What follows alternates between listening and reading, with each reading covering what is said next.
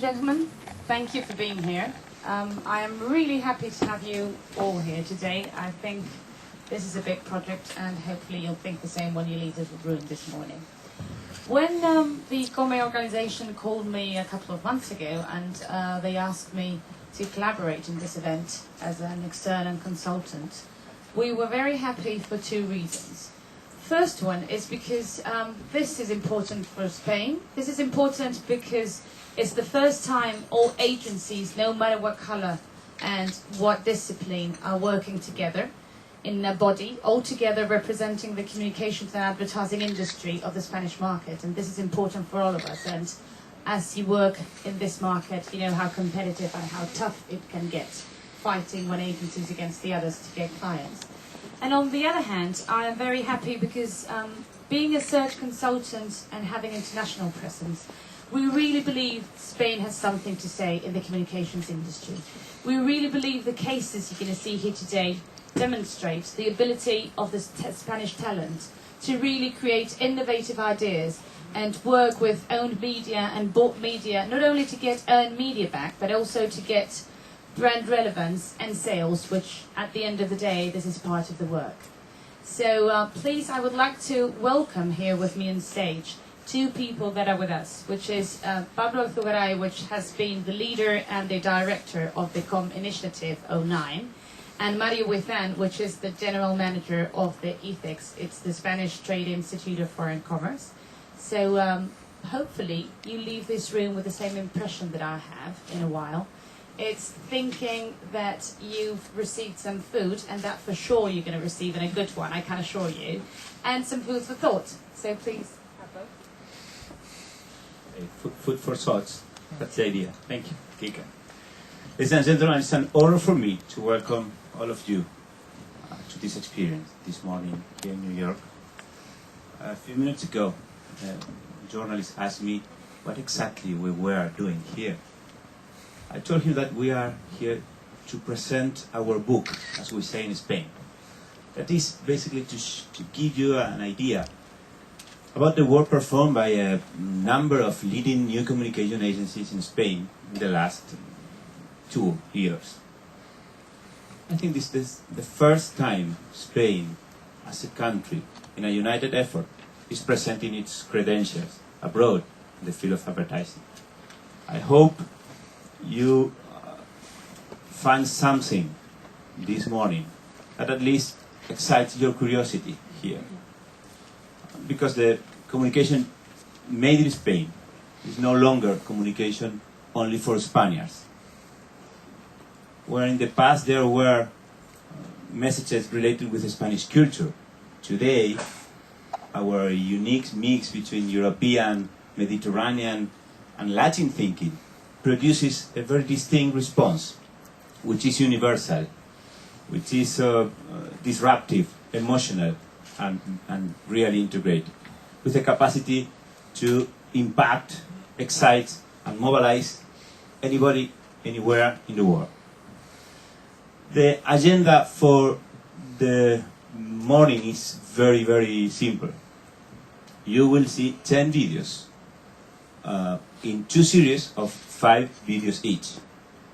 And then, after the series, we will have the opportunity to answer your questions. This will be followed by Mr. Jose Andres' performance. I'm sure you will agree he is fantastic. So I hope you enjoy the next 2 hours and a half, and I hope this is just the beginning of a great friendship between you and us. Thank you very much, and your turn. Thank you, Pablo. Thank you, Kika. First of all, thank you all of you for being here with us today. And I would also like to express my gratitude to the institutions that have made it possible to be here with this unique activity that we are going to present today. From ICEX, the Spanish Foreign Trade Institute, we're really delighted to be here to support this activity, because we know it's the first time that this industry with this kind of activity are going to be abroad, are going to be out of Spain, and it's something that we are especially proud of.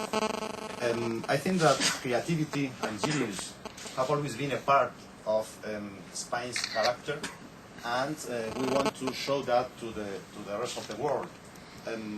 As you may know, we have launched very recently, in March of this year, a new plan, the so-called Made by Spain. It's an image plan through which we try to convey to the US people, to the US market, the fact that Spain is a leading country in some industries that are not so well known in the world.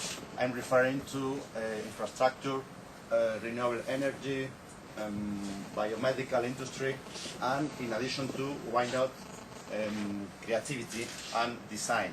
So I hope that you are going to have a very interesting morning, and I would like to say at the same time that from ICEX we are going to continue to support this industry, because we think that a lot of Spain is behind what we are going to see today, this morning. Thank you very much. As said, we're going to have the first 5 block of case histories that we're going to share with you. I hope you enjoy them.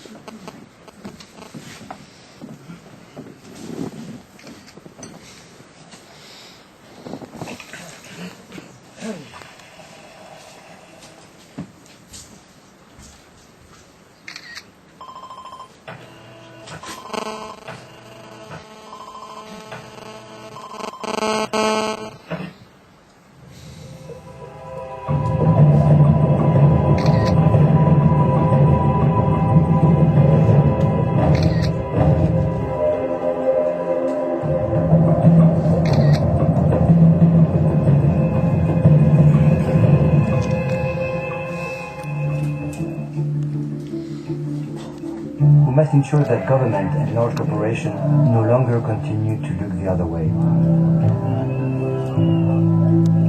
Today the Earth is able to produce enough food to feed more than 12,000 million people. This is double the population of the planet. For only $55, this basic package of treatment given over the course of 45 days can save the life of a malnourished child.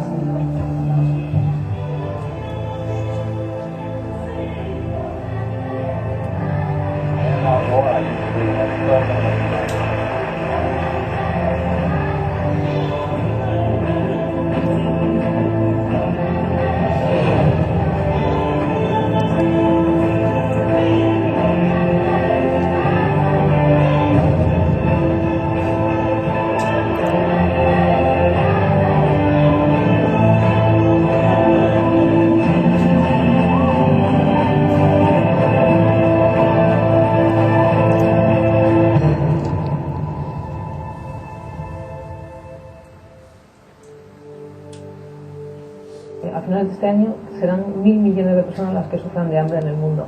Es una cifra realmente alarmante. Sin embargo, es muy difícil hacerla visible, ¿no? Por eso en esta campaña queríamos centrarnos en un problema dentro del problema del hambre, que es el de la desnutrición infantil.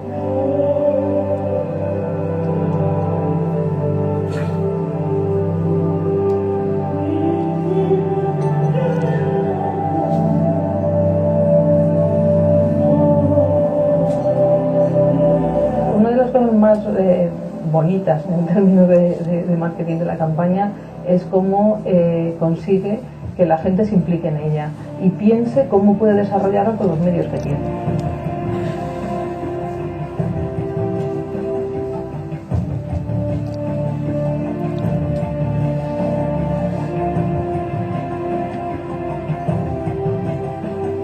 Todo lo que sea la lucha contra el hambre es una lucha a favor de la humanidad y en defensa de lo que verdaderamente debería llamarse civilización. Este es el cartel de una película que todavía no existe. Probablemente esta película es la más importante de la historia. This film has to be made. Los países prósperos no han tomado conciencia cabal de su responsabilidad. Y esta es otra verdad también muy incómoda. Merece mucho más la pena salvar una vida que salvar un banco.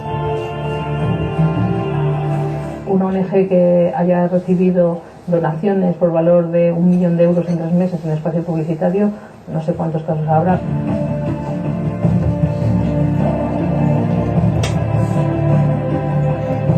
Realmente es una de las acciones más importantes en las que se ha embarcado la organización.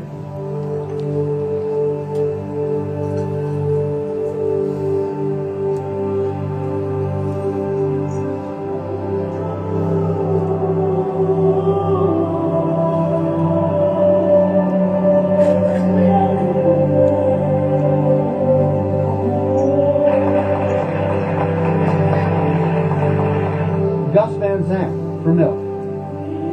Al Gore, No Hunger. And Danny Doyle for Slumdog.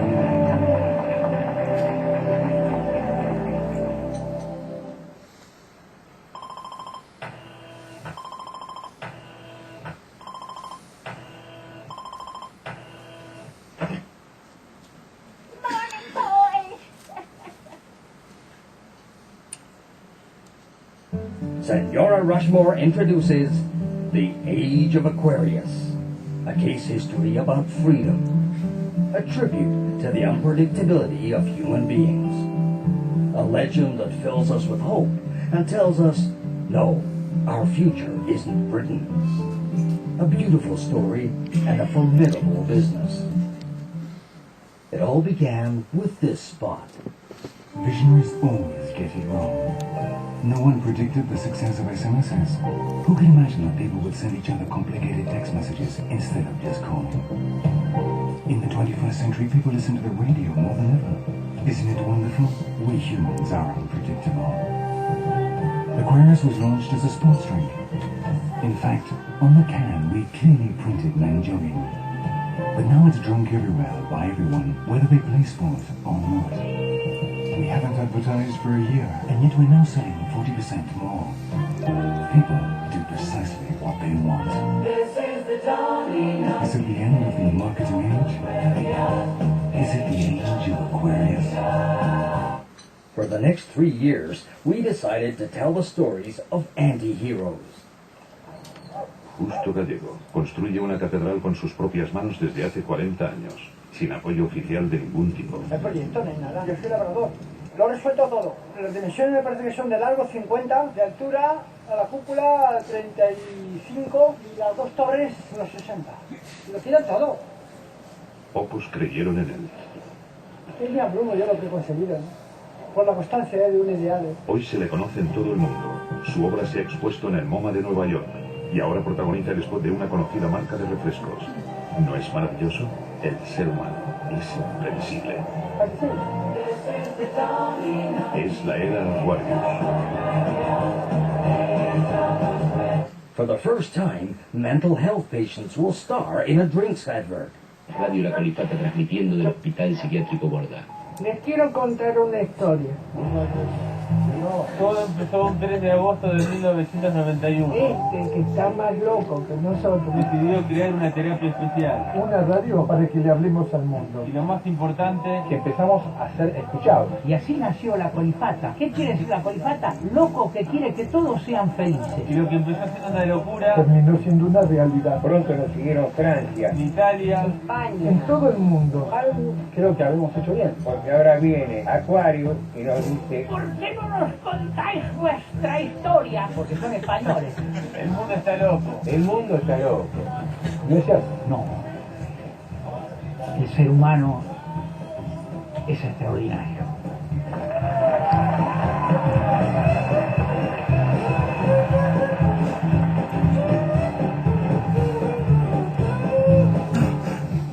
To finish, we made fashionable fantasy coffins. I would like to tell a story which began here in this carpentry shop 50 years ago. My great-grandmother had always dreamed of taking a plane trip. My grandfather made her an airplane coffin. In the end, she flew in a coffin like this. My grandfather always used to say, we have to strive for our dreams every day of our lives, especially the last day. Many people in Accra began to think the same way. I remember this guy who worked very hard in his life to have the feel of the wind on his face. So we made him a convertible car coffin.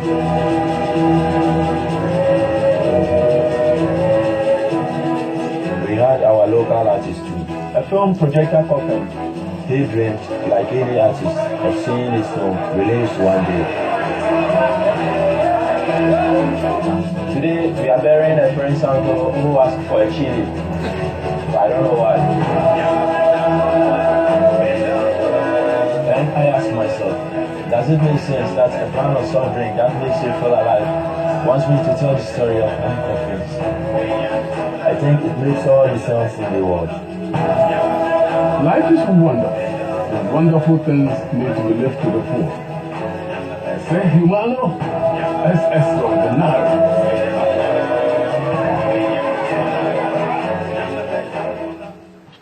The Age of Aquarius campaign has won the Grand Prix of the San Sebastian Ibero-American Advertising Festival and achieved the first national award for marketing recently introduced in Spain, with a 35% sales growth. It is no longer a sports drink, but a mainstream love mark.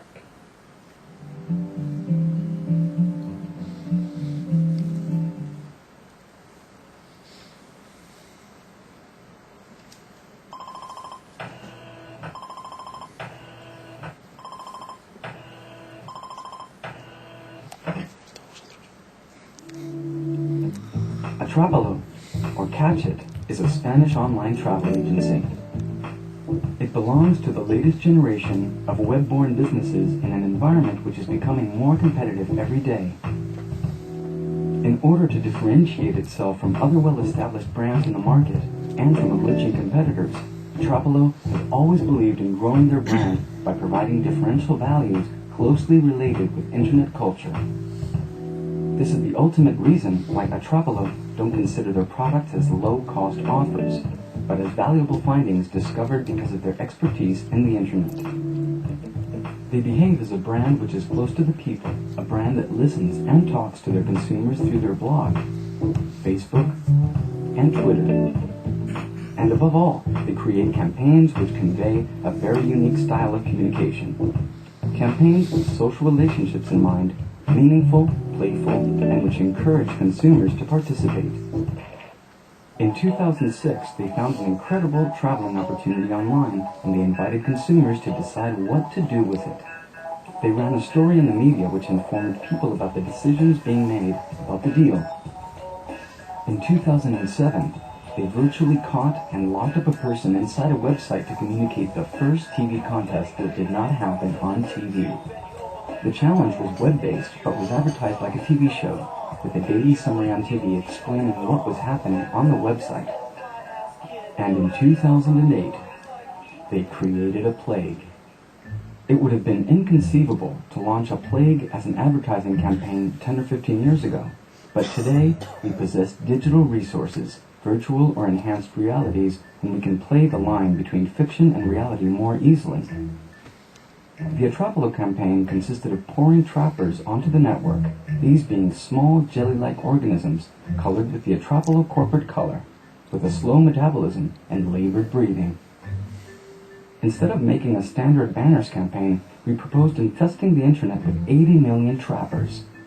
80 million duplicates of banners without text, without a brand, without slogans, which moved and breathed, something unseen up until then. In reality, this was a game, but this was unknown by the public at the time. Inside the trappers, hundreds of attractive offers by Atrapalo were hidden, as well as trips and urban leisure deals at practically giveaway prices.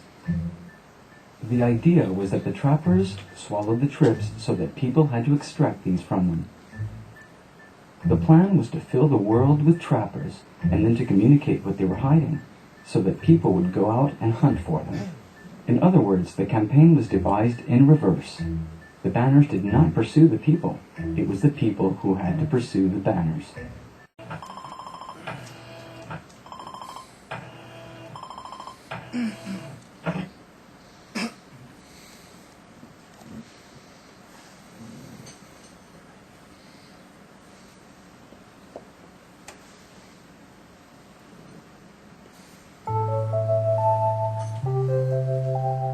This is the story of a long and beautiful journey. A journey for two, in an automobile along splendid roads. A journey full of stories, adventures, friends, failures and successes. But when all is said and done, a journey with a happy ending, rewarding for both parties. It all started in 1998. Our two travellers did not know each other. One was a car manufacturer called BMW. The other, a well-known advertising agency in Spain called SCPM. Over the previous years, the automobiles manufacturer's communication had been cold, technical,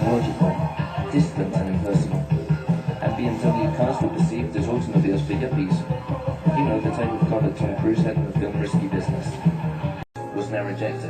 In 1998, after meeting several crossroads, BMW and SCPF decided to begin a new and ambitious journey together, as best friends, as real partners, with a clear road to travel along.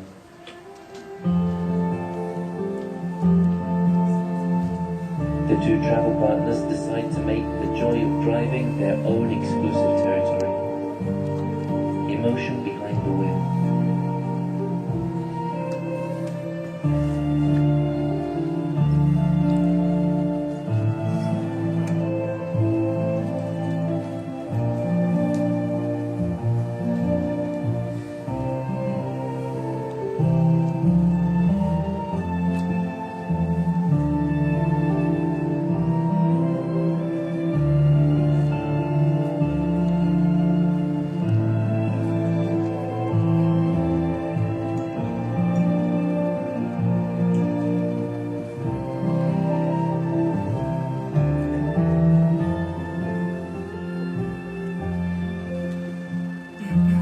Love to drive?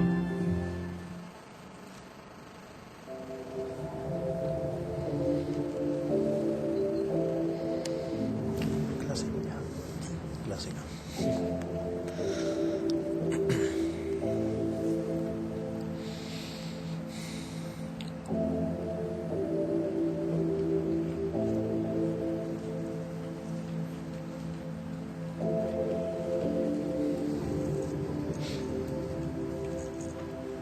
Love to drive?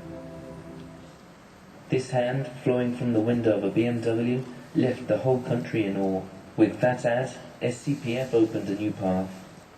Look at you. I say this with no spirit of contempt, but look at you. The material you are made of is soft, depending for energy upon the inefficient oxidation of organic material. Every night you pass into a coma and dream. But what use are dreams if they hardly ever come true? True you do think, but you are often mistaken, and the least external variation impairs your efficiency. You are makeshift, you are imperfect. I, however, would like to be able to feel what you feel.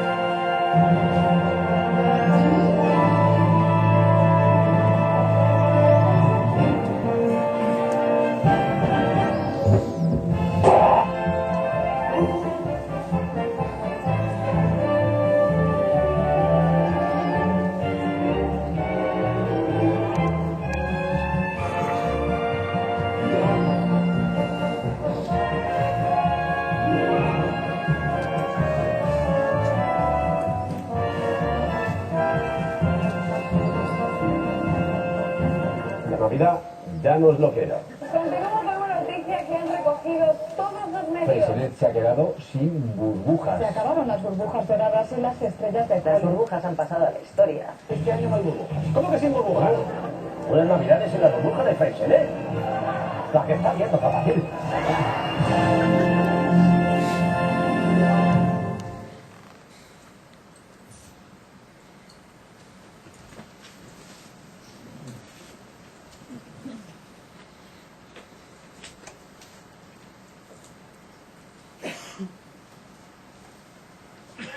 ¿Quién es la estrella este año? Los mejores directores de Hollywood. Pero todo Martin Scorsese, nada menos. Martin Scorsese. Martin Scorsese. Martin Scorsese.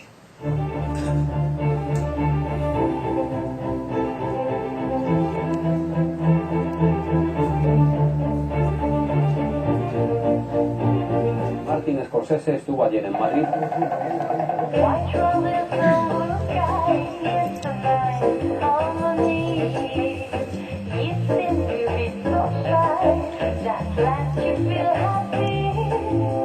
After making films for 37 years, I'm not sure if I make art. I think I am.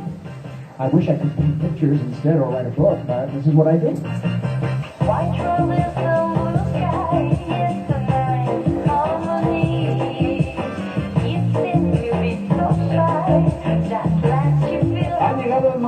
vamos a ver por primera vez el anuncio más esperado de estas navidades, jo diria que de l'any. Amb un anunci que dura, la versió sencera, 9 minuts, per tant no la veurem a través de la televisió, aquest anunci. Exacte, ens hem de connectar a internet o anar al cinema.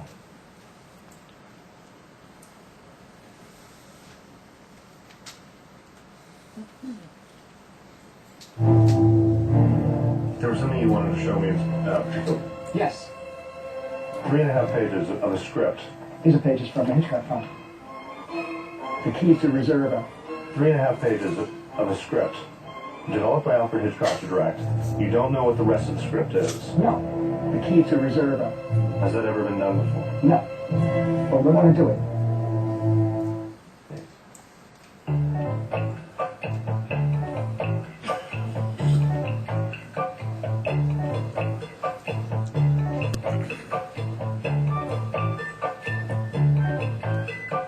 The teams that you've worked in this campaign in order to attend to Q&A.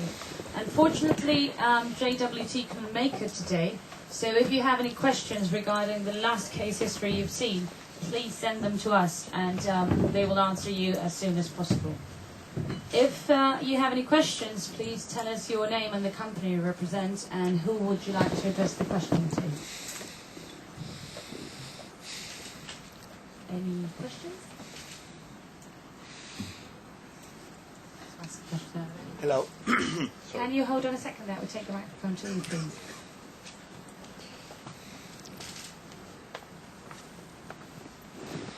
Thank you.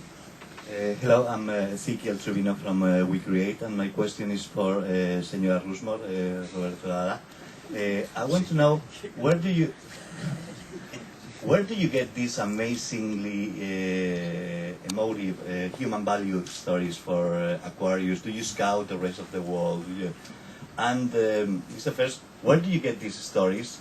Second one is, how do you get the brand to approve things like having a guy making coffins, which is not something that a brand used to want to associate with?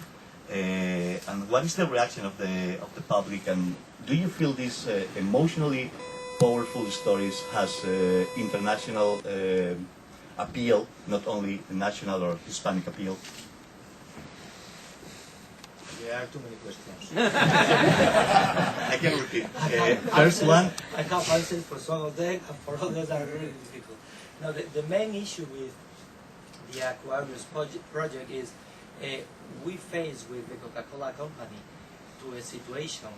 I want to make a kind of a, I will try to sort it out, because to understand why we suddenly found this kind of extraordinary people, we have to think this is not just a case of advertising just because we say, well, let's find strange or weird people.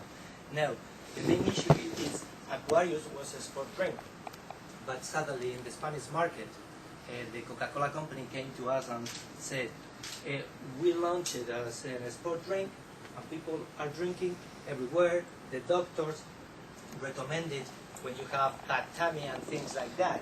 So without 2 years of advertising, we are in a situation when we want to move it from a sport drink to a soft drink. We want to be the Coca-Cola 21st century. So even much more when we are in a healthy trend. So the key question to move to these people is the first ad, when you say that we portray that what is happening and what the consumers are showing us every day. What I mean is, we deliver marketing tools, marketing ideas, but suddenly the consumers decide to do what they want. So we say, why we don't portray the real situation of the brand? And that's why we said, at the end, people do what they want. So human beings are really extraordinary. So now, once we set up that basis, we have to move to really an emotional value, because on this category, as you know, everyone knows what is a sport drink value, or what do you do with a sport drink. So we move to say the real value of this brand is to attach to emotional values, because at the end, crazy people to make coffins and things like that are really extraordinary people. The key question is where we find it. I cannot touch it. That's one of the 65 payments. But the other question is, what are we going to do for the next year? That's a really big question. Okay?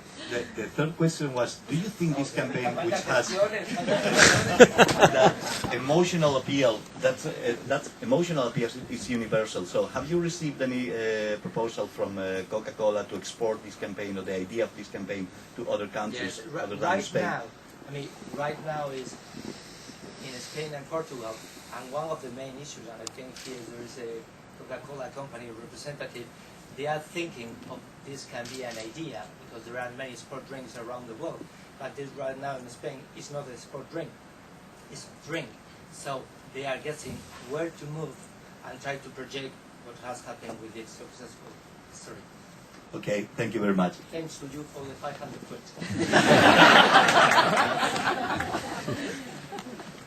It's true that it has maybe been something, presenting a client a campaign with coffins. It's really, I mean, I congratulate Coca-Cola, because at the beginning it mustn't have been very easy. And they are very brave clients. That's yes, what yes, that's right. Coca-Cola with coffins is really not easy. Any more questions, anyone? Hi, this is a kind of collective question. How do you envision the future of advertising in internet? It would be a kind of subtle ways, like the fashion campaign. It had not to be too intrusive, so people have not to run away from it.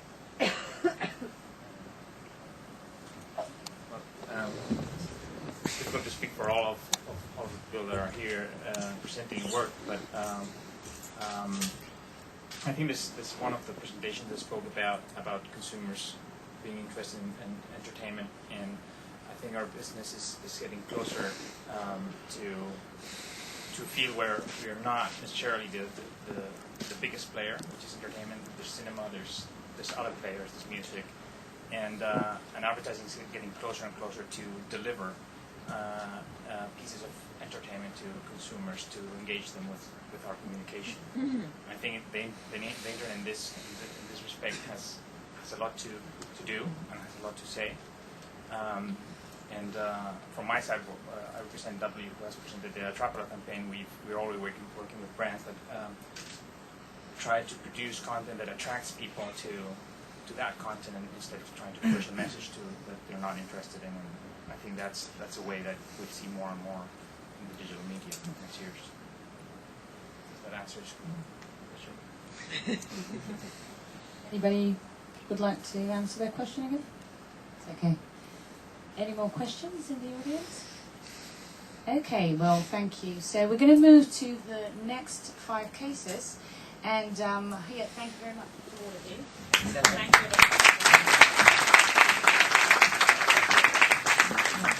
And we're going to have telecoms, drinks, retail, automotive, and social responsibility. I hope you enjoy.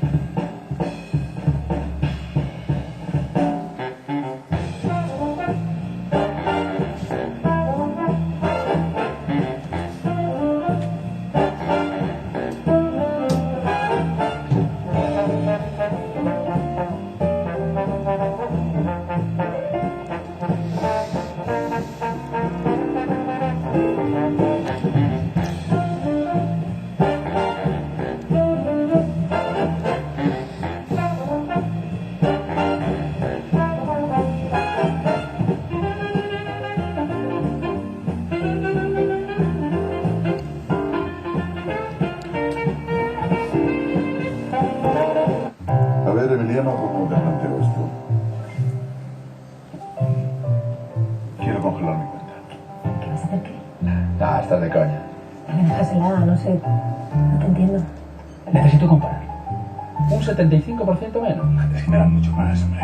Tu banco de toda la vida. Sí, vosotros siempre queréis ser mi banco. Pero al final el banco no es mío. Si te subo 2 puntos, te tengo que bajar de otro lado. ¿No me das el interés que me dan ellos? Y hablamos de lo que quieras, de niños, de fútbol. ¿Estás diciendo que te vas a ir por el dinero? El dinero es importante. Y tú lo sabes mejor que nadie. Estás trabajando en un banco. Necesito un empujón. Adelante, adelante están ellos. Medio. Caja Madrid presenta el depósito Sentido y Sensibilidad. 509 TAE en 5 trimestres y le regalo una guía para...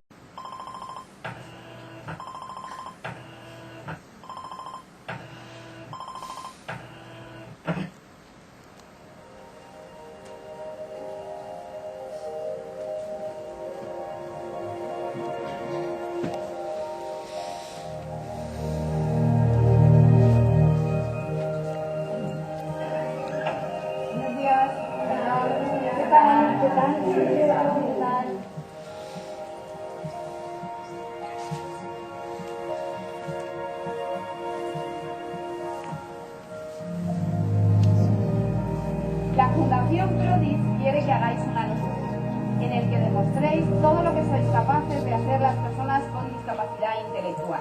¿Y sabéis quién va a pensar la idea y quién va a rodarlo? ¿Vosotros?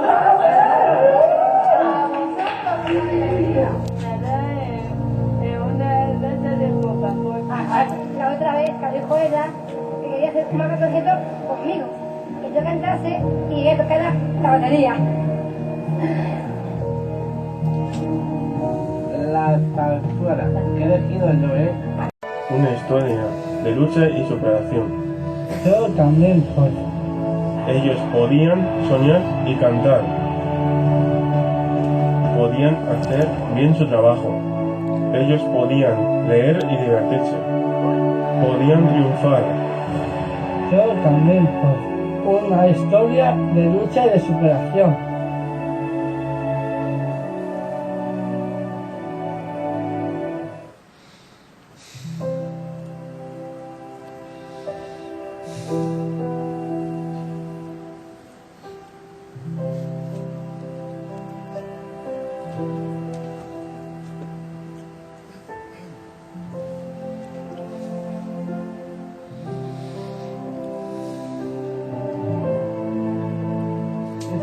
Fantástico, un mundo fantasioso.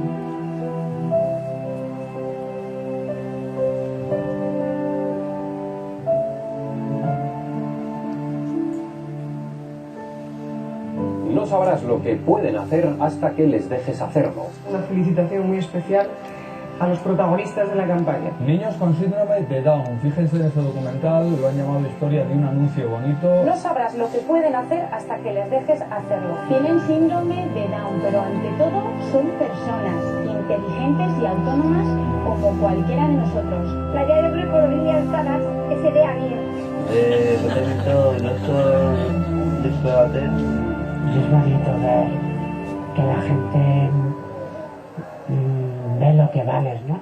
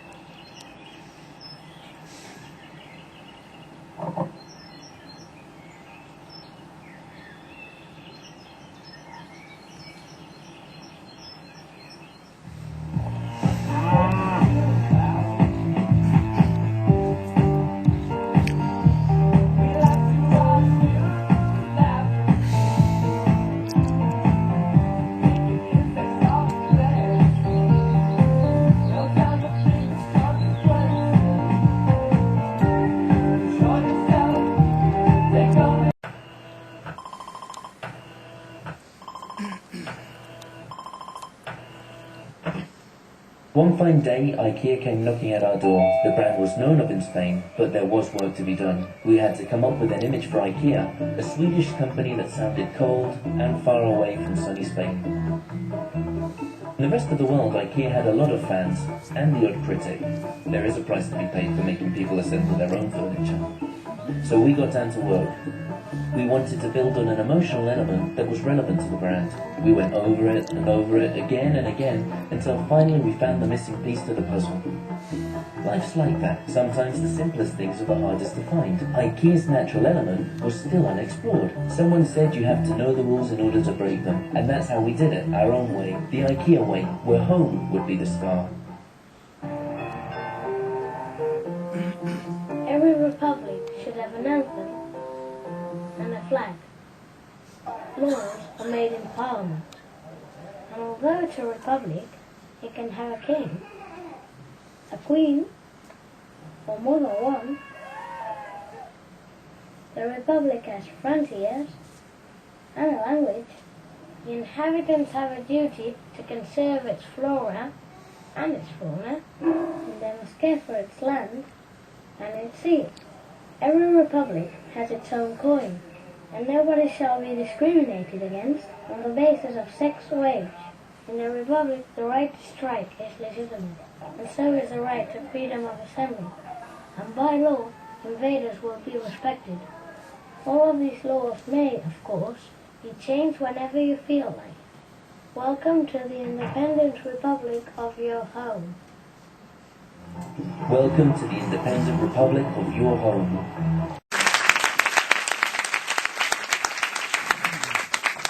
Thank you very much. So time for Q&A.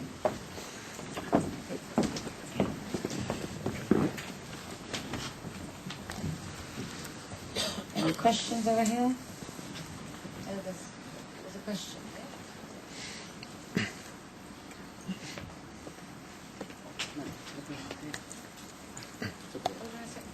We have one at the back. You want to go there? Go ahead. Go.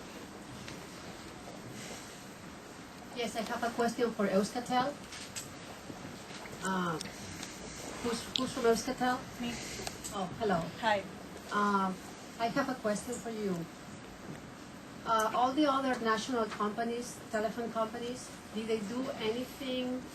Did they follow your ideas to get any national influence on your area? Sorry. Yes. Thank you for the question. First of all, yeah, they start with epic, epic spot advertising roles. But the way they start to change it and to go with more informal issue and approach, yeah, we are happy because of that. I don't know if I answered to your question. Yes. Yeah, but they changed. I mean, the strategy and the yeah. Okay, thanks.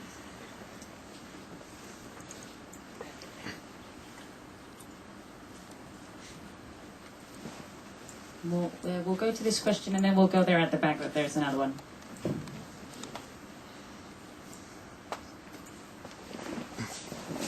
Yes, hello. My name is Javier Piedrahita. I'm from Spanish Advertising and Marketing website, marketingdirector.com, and I wanted to ask you why you think you are here to present your campaigns, to present Spanish creativity, your companies. I think you are interested to work with American advertisers. Why you think, each of you please, why you think they should take you to work for their advertising? So why do you think an American advertiser have to take your agencies to work with them for this market? All of you. If I may start, what I would say is in this country we have the example of Spanish banks succeeding, we have energy companies succeeding, we have telecom companies, infrastructures, construction. Why not advertising companies? I think that we have a lot of examples here of a certain humor that is a humor which travels well across borders. We have examples of a certain sensibility that we as Latins we have which I think is interesting for American companies, that they can differentiate their brands thanks to what we bring in this country. So we have these 10 cases, I think is the answer to your question. I think the work we do for our clients in our market is the work that has values and assets that we as Spaniards can bring to differentiate the brands in the US market. And the others? As he said, I think we could give a breath of fresh air to the U.S. market with ideas that, as you could see, they're global ideas. They're based on insights, and human insights are global. And I think we could give that different way of thinking to what you have in the market. Yeah, I don't know if you want to say anything, but I think that it's important to know that in all the market, the important facts are the creativity and the effectiveness. So we have to demonstrate it, and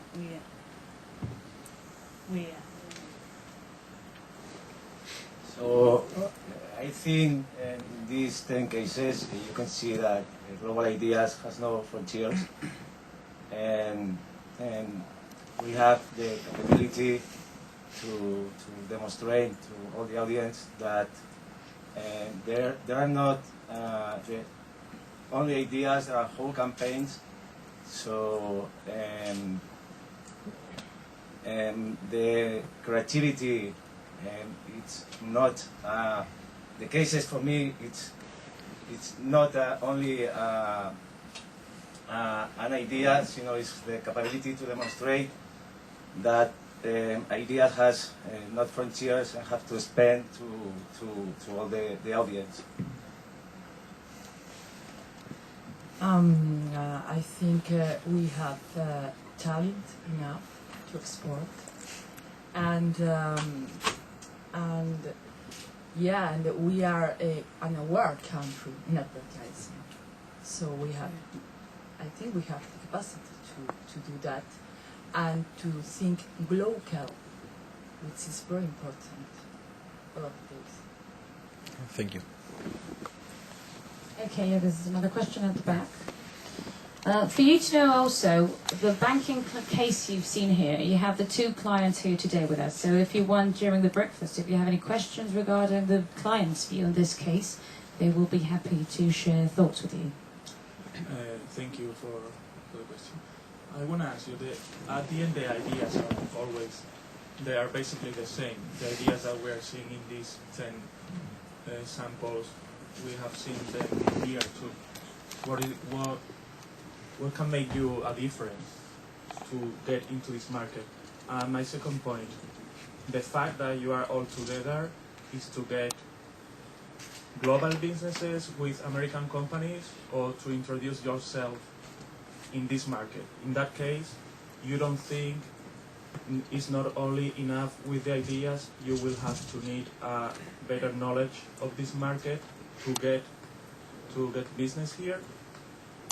And do you understand how companies work here with advertisement? My point is, it's not confusing for advertisement companies to see you as a whole country instead of a one company in which they can trust 100% that you are going to resolve all these problems, the problems that you have in the production, in the creativity work of the advertisement? No, it doesn't have to be on TV or press or internet. Thank you. Anybody wants to answer that? Okay, first of all, I think that you have to trust on a country first, because it's the first step, you know. And after that, if you have the chance by agency to get in contact with the market, it's better. And as you said, you know, to know the market, it's really important. But I mean, it's the same if you don't know the industry or whatever. So only the fact is that you have to make more effort or a bigger effort. But I think that it's not a problem. It's an opportunity. You know.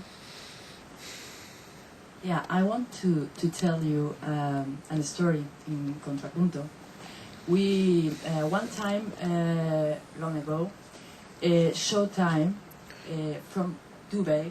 Showtime is an American TV platform, but they call us from Dubai, and to develop a campaign, a strategy, positioning a campaign, and a creative campaign. And it was like amazing, you know, like Arabian culture, and you don't know anything, but it was a real experience, and it demonstrated us that we could work, and of course they produce everything there, but the strategy and the creative idea were from Spain, from Contrapunto. And so I invite you to have this experience with us. I believe what we did analyse when all this project started is really what was the image of Spain in communications and advertising. And what we saw is that really people here in the US, they don't have a clear view about what Spain is doing. So I think this is the main objective of this first event, which is really the kick-off of a long project. And first you have to get the image, and then afterwards you have to get, to know or to have the opportunity to get in touch with clients. But I think American advertisers, as far as we know, work with some other markets, even if agencies are not established here. So you have agencies from Argentina, from Brazil, from Amsterdam that are working here. So why not have a look about what Spain is doing? That's the main objective. If afterwards we get to have some business for the Spanish agency, well, that would be top. But I think we have to do it little by little. And Roberto wants to say something. Yes, just the only thing I want to mention or to add is some of the Spanish agencies, we are already working on a global business. For example, we were in the final global world pitch for Coke against White and Kennedy after something like 6 steps. Senora Rasmo here, and we were the leading company. At the end, we lost with White and Kennedy. And just for one question, I don't want to be arrogant, because they were White and Kennedy, or White and Kennedy, and we were just Senora Rasmo. So it's just a question of having the opportunity, because, for example, with global clients like Coke, like BMW, IKEA, and things like that, we have shown, for example, we won 2 weeks ago pitch for 90 countries, included Europe and Asia, for Coke again. So I don't know about what is going to happen, but something is for sure is we can fight and we can work with White and Kennedy, Mother, and all these kind of advertising, I don't know how you call it, hot shops or whatever. But once, I think this is the kickoff or the starting point, not to think, to say, well, let's go to Mother in London, or let's go to White and Kennedy in Amsterdam. I think it's time to think that in Spain, and not only us, there are many, many agencies that deserve the value and the opportunity to go ahead and just to see us. It's not expensive. We are, by the way, cheaper than the others. So, it's up to you. So another thing is that there are a lot of international agencies who want to recruit people from Spanish agencies. So there is a very big issue. Hi, my name is Tatiana Peck. I work at People, Ideas and Culture, a little startup agency here in New York. And my question is then, besides being cheaper, how do you guys imagine positioning yourselves in the American market? Because there's a lot of companies that can say, we have a global point of view, we're nimble, we're fast, but as a whole, coming from Spain, what exactly is your selling? If I may answer, I moved to the US almost 5 years ago, and I've been learning from this market since then. And learning and making a lot of mistakes since we started. I think what makes us different in the US market is that we as Latins, we have a different way to approach problems, communication problems. The way we approach the problem that our clients face to us, because our background is different from an Anglo-Saxon background, makes our approach different. The examples you've seen here in humor, in a very emotional approach, I think we are different than what Anglo-Saxon companies don't do. That's my small and straightforward answer to your question. Do you think that you guys are going to focus on kind of entering through the Hispanic market in the U.S., or are you going? Is that not? That's an option. The Hispanic market is growing, and of course we have a closer relationship with Hispanic not only because of the language, but the way we can attract those elements to the brands we work for. Although I think what you have seen here and the examples of the case studies is not something that is only for the Hispanic market. I think the quality of the ideas that we as Spanish companies we have is something we can approach general market as well as Hispanic. Thank you. I think I have a question, Philippe Feder from that forum. Don't you think that Spain is suffering from the attempts of a very large group of advertising? I mean, France has Havas and Publicis, we see London has big groups, and I guess the feeling for most Americans is that there is a lot of very creative companies or agencies in Spain, but maybe not as a size to really handle global budgets and being able to execute it on the American market. I don't know how many of Spanish agencies have offices in America or plan to open them, but I know that global advertisers will look for a certain size. So my question would be, do you think there is a need for a certain kind of concentration of creative to one big Spanish group for advertising at one stage? I think that, going to your question, the old model of having agencies in the market you want to operate is obsolete.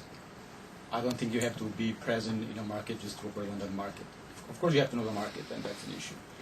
But if you think about what are successful companies in advertising that now are trendy, they are companies that they are global players without having global presence. And I think this is the trend where the world is going. So regarding your question, I don't think you need it's not a question of being big in the market you wanna be present. It's a question of having good ideas, good quality of work, and I think in that sense, I think Spain deliver good stuff. I don't think it's important the talent you have. It's important the knowledge of the market, rather than being present in the market that you can be. I know my Spanish colleagues pretty well, and even though I've been here for many years, I would say that they will be very successful here in this market because of the quality of the work. So I strongly encourage them to come here. We'll have a lot of fun. I have a question. Yeah. My name. What's happening with this? Hello? But my name is Angel Lorenzan, the Angel Lorenzan Foundation in New York City. What's happened? Explain me what the sense use. Take mine.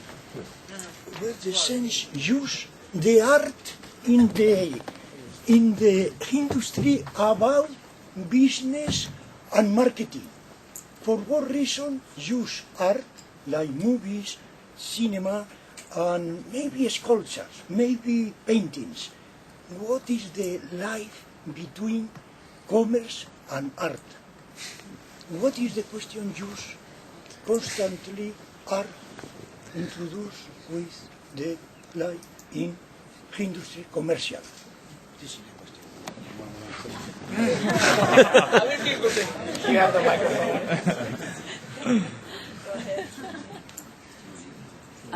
I think this is valid for any market, so I don't think it's Spain that could answer this in a single point. So if you want anybody of you, I think a creative could answer this very well. I guess it's something about, it has to do with inspiration, I guess. So does anybody want to answer this? What's the link between art and advertising or marketing? Again, now the communication is use the language, and all the language is related with the art of any kind of expression. But I want to be clear with the objective of this initiative. It's just to show you our work, a selection of our work, to begin to build up a relationship, a friendship, and a positioning about the talent of Spain. Our objective today is not to sell. There is no people outside waiting you to sign contracts with this.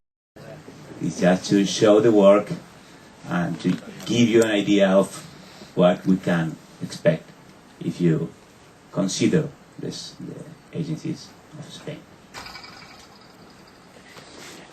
Yeah, there's another question over here.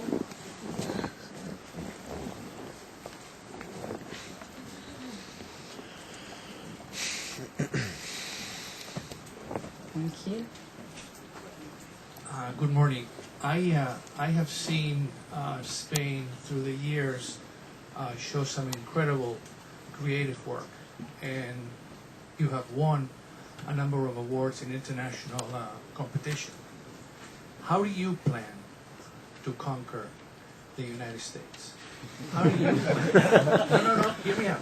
Yes. How do you plan to do so in an extremely competitive market? Some of you are also members of agencies that are either US or British. If the work that you've done and you receive awards, how come you have not been picked up by a US company to help them here with some creative executions or some strategies?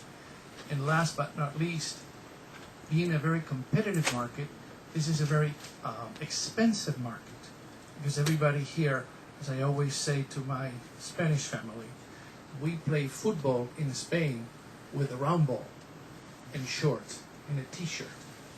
Here, they play football with a helmet and shoulder pads.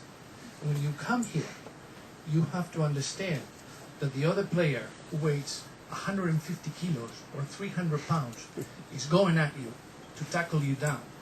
Meaning, you need to have a deep pocket and a long-term strategy to win here. How do you do that? What are your plans? I think it all comes down to the work, and you saw here 10 very I think intelligent ways of solving 10 different problems, and I think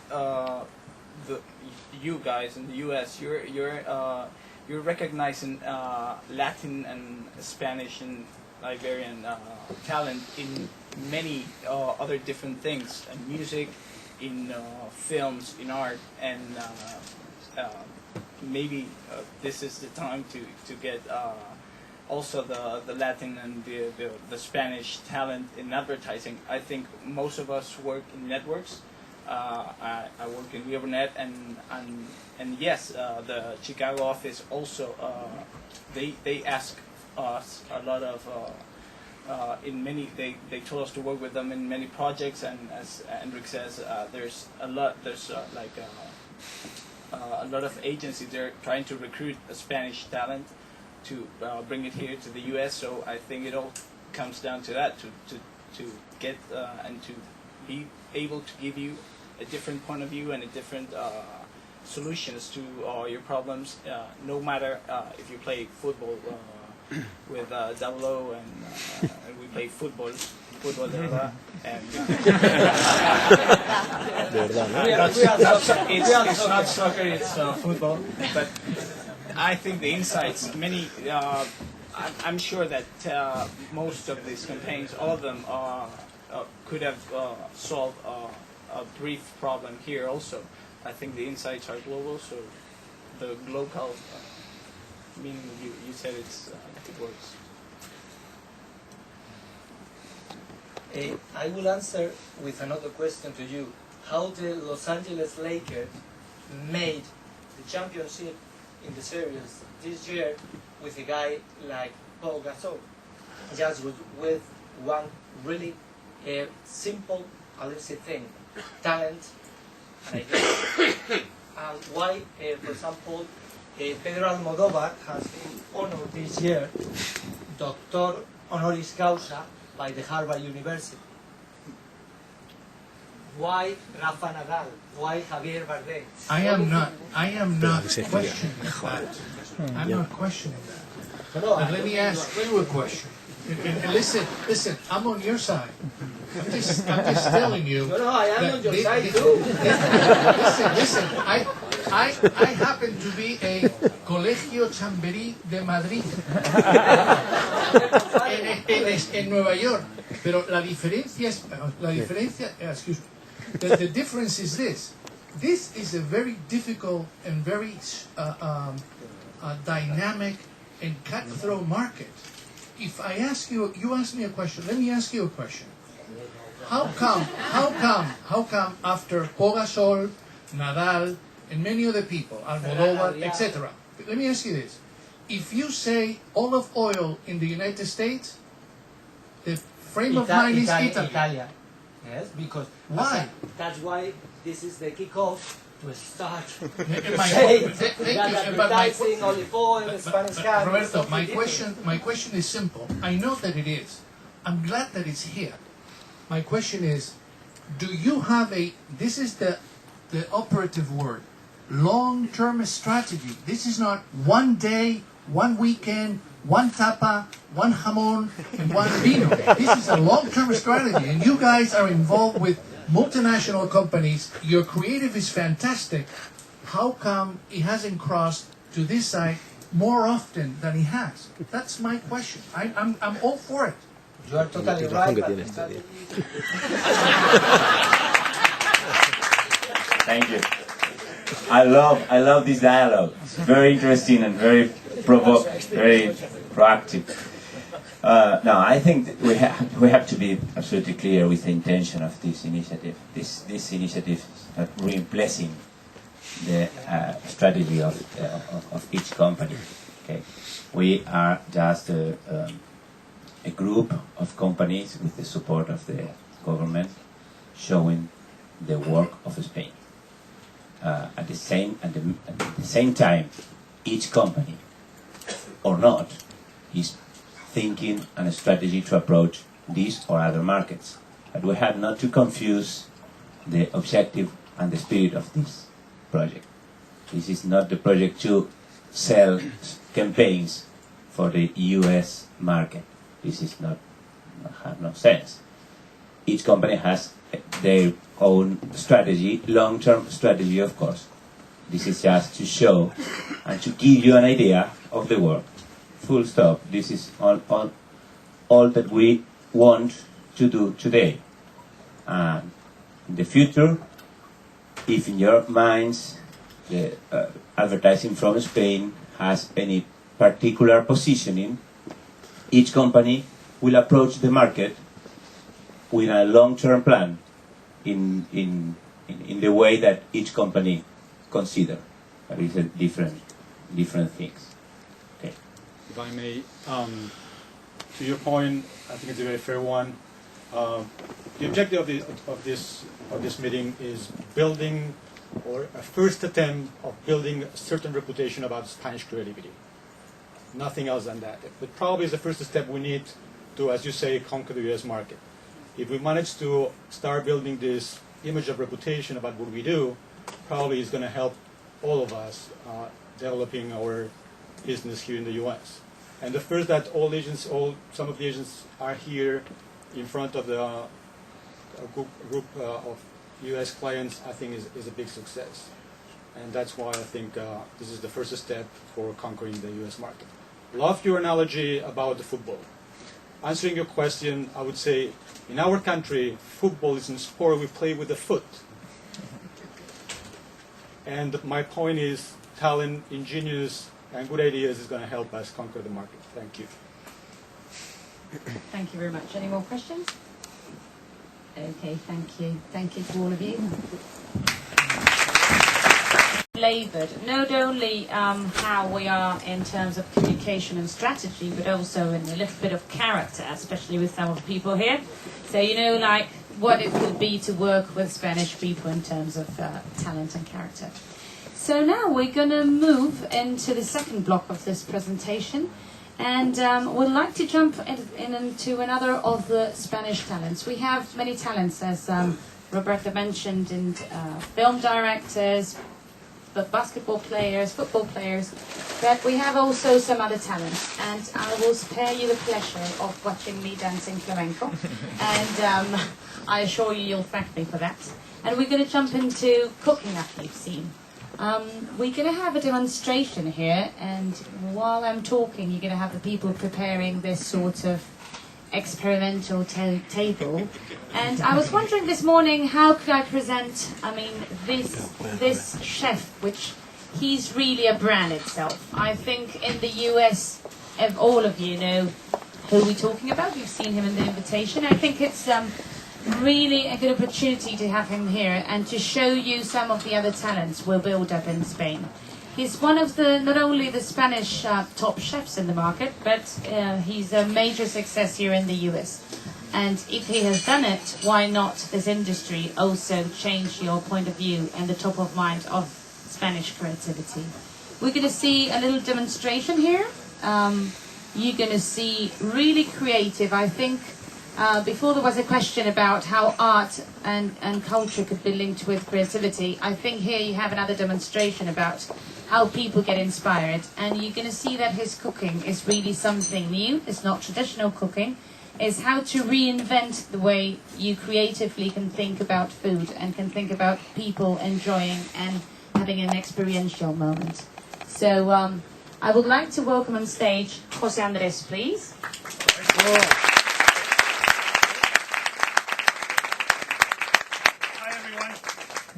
Do you have a microphone? Oh, you have over there. Well, I'm going to speak from here. Yes. Okay, can I ask you just a little thing? Okay.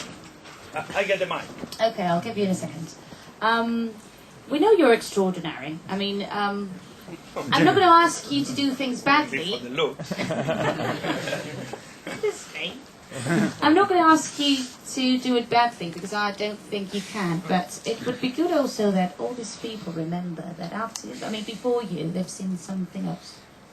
Would it be possible? You're going to do good work, but it would be good that they remember the 2 blocks of spot they've done before. The what? Can you repeat the question? Okay, go ahead. I'll leave you with you cooking. Thank you very much. No, but we are right waiting for the cotton candy. That's what happens when you do a demonstration live. But what I wanted really to do was, I think you saw today 10 cases, right? As you call it, cases, 10 different ads. And instead of doing a cooking demonstration that I will lose everyone in the first 4 minutes, I was asking myself why I don't do my own case, which actually here you saw the cases finish. And with me, you're going to see the case unfinished. And maybe you can give me a hand to keep moving forward over the next few years. So, do we have everything ready? Let's go. All right. So, we're going to have fun, I think. I have 30 minutes. How tired are you after 2 hours? So, ask questions if you want. Yeah, make it fun. And the best thing is to make sure you stay on the seats, is that we have great food at the end. A question? Yes?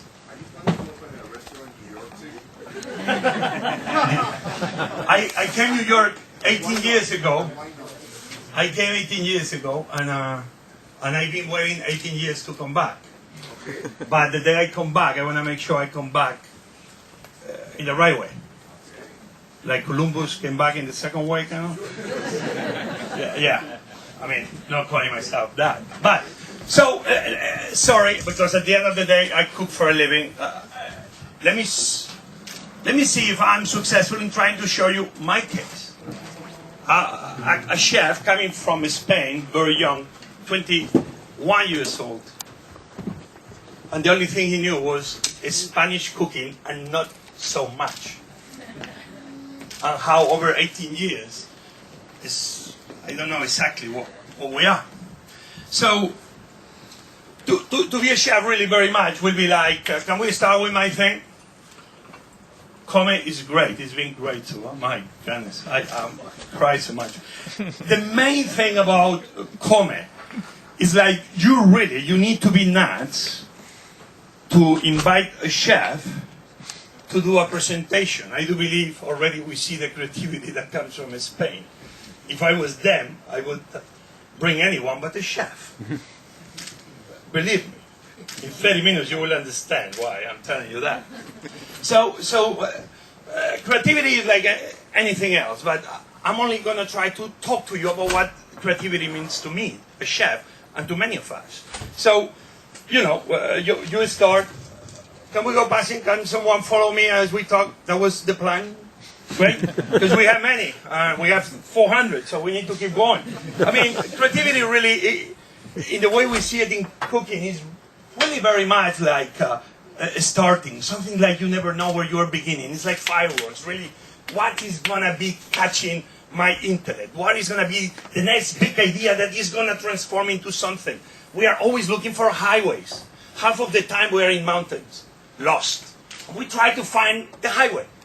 When we find the highway, sometimes it's a good highway that takes us a good place, sometimes it's not. But very much, we begin more often than not with the things we know, the things we understand, and we start kind of breaking them down. Some people today call it deconstruction. But, you know, as you go deconstructing, and in the moment you understand where you are, you start building again. And by building again, really is the moment that you may only dream of knowing where you are. That's very much how we go. It's that moment of saying, wow, I got it. I have the next great idea. So, what are we going to do with it? Well, today I'm a chef that many know as an avant-garde, creative chef. I have a restaurant, I only do 6 covers at the time. Only 12 people per day. You could argue it's the most exclusive restaurant, only by the number of seats. It's 30-course menu.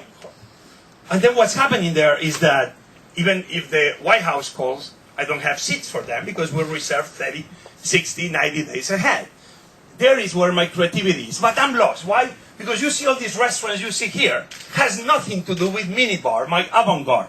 Those are restaurants that are Greek, Turkish, Lebanese, Spanish, Mexican, South American. I wake up in the morning and I ask myself who I am.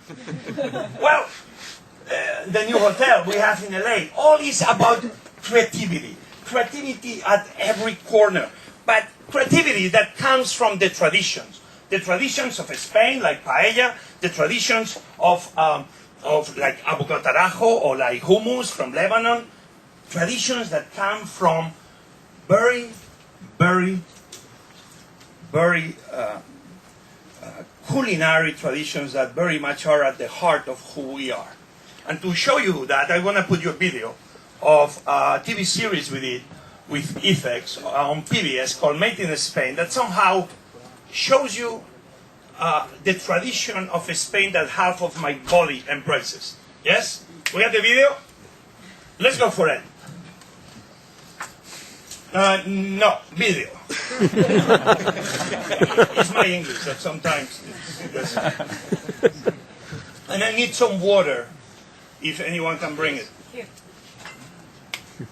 We have the video.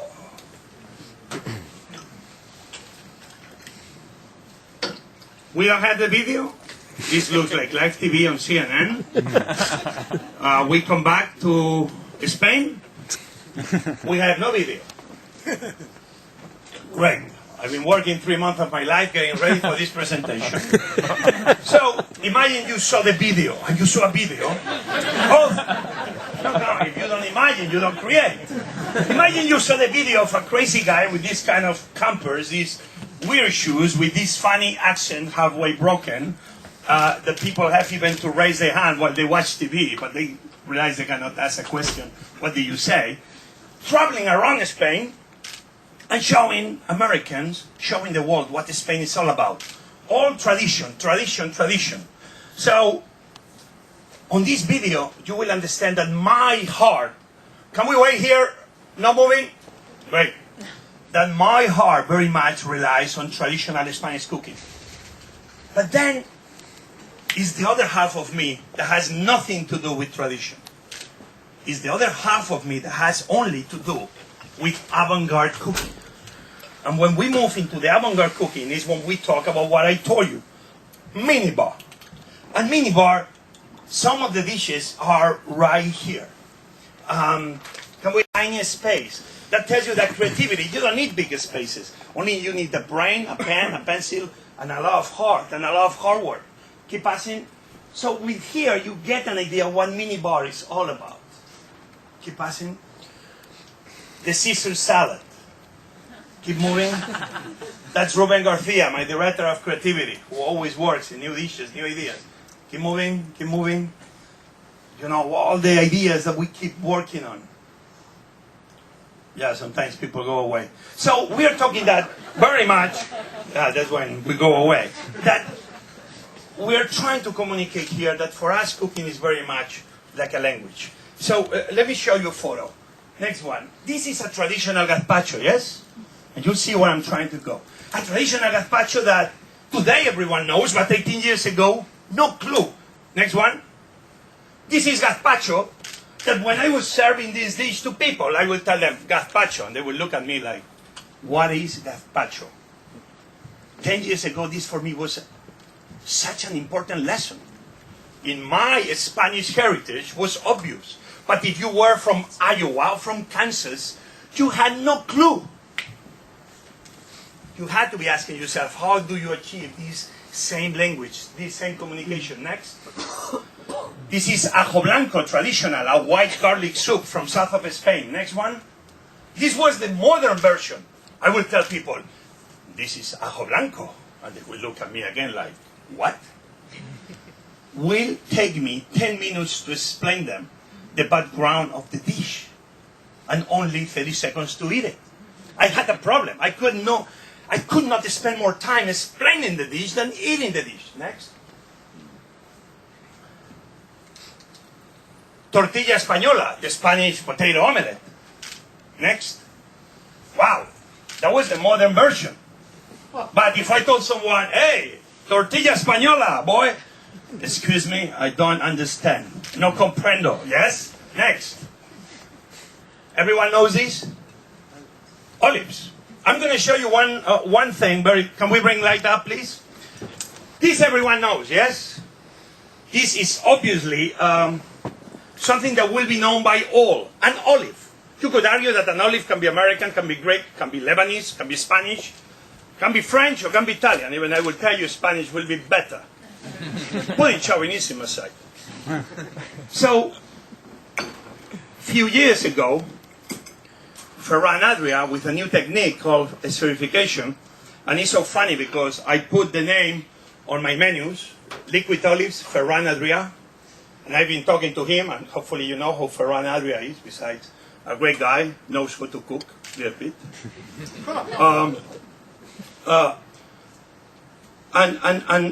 And I've sold more liquid olive multiplied by 1,000 than he's done. But at least I've been nice and I've been putting the name next to his olives. And I don't go say, no, my olives. No.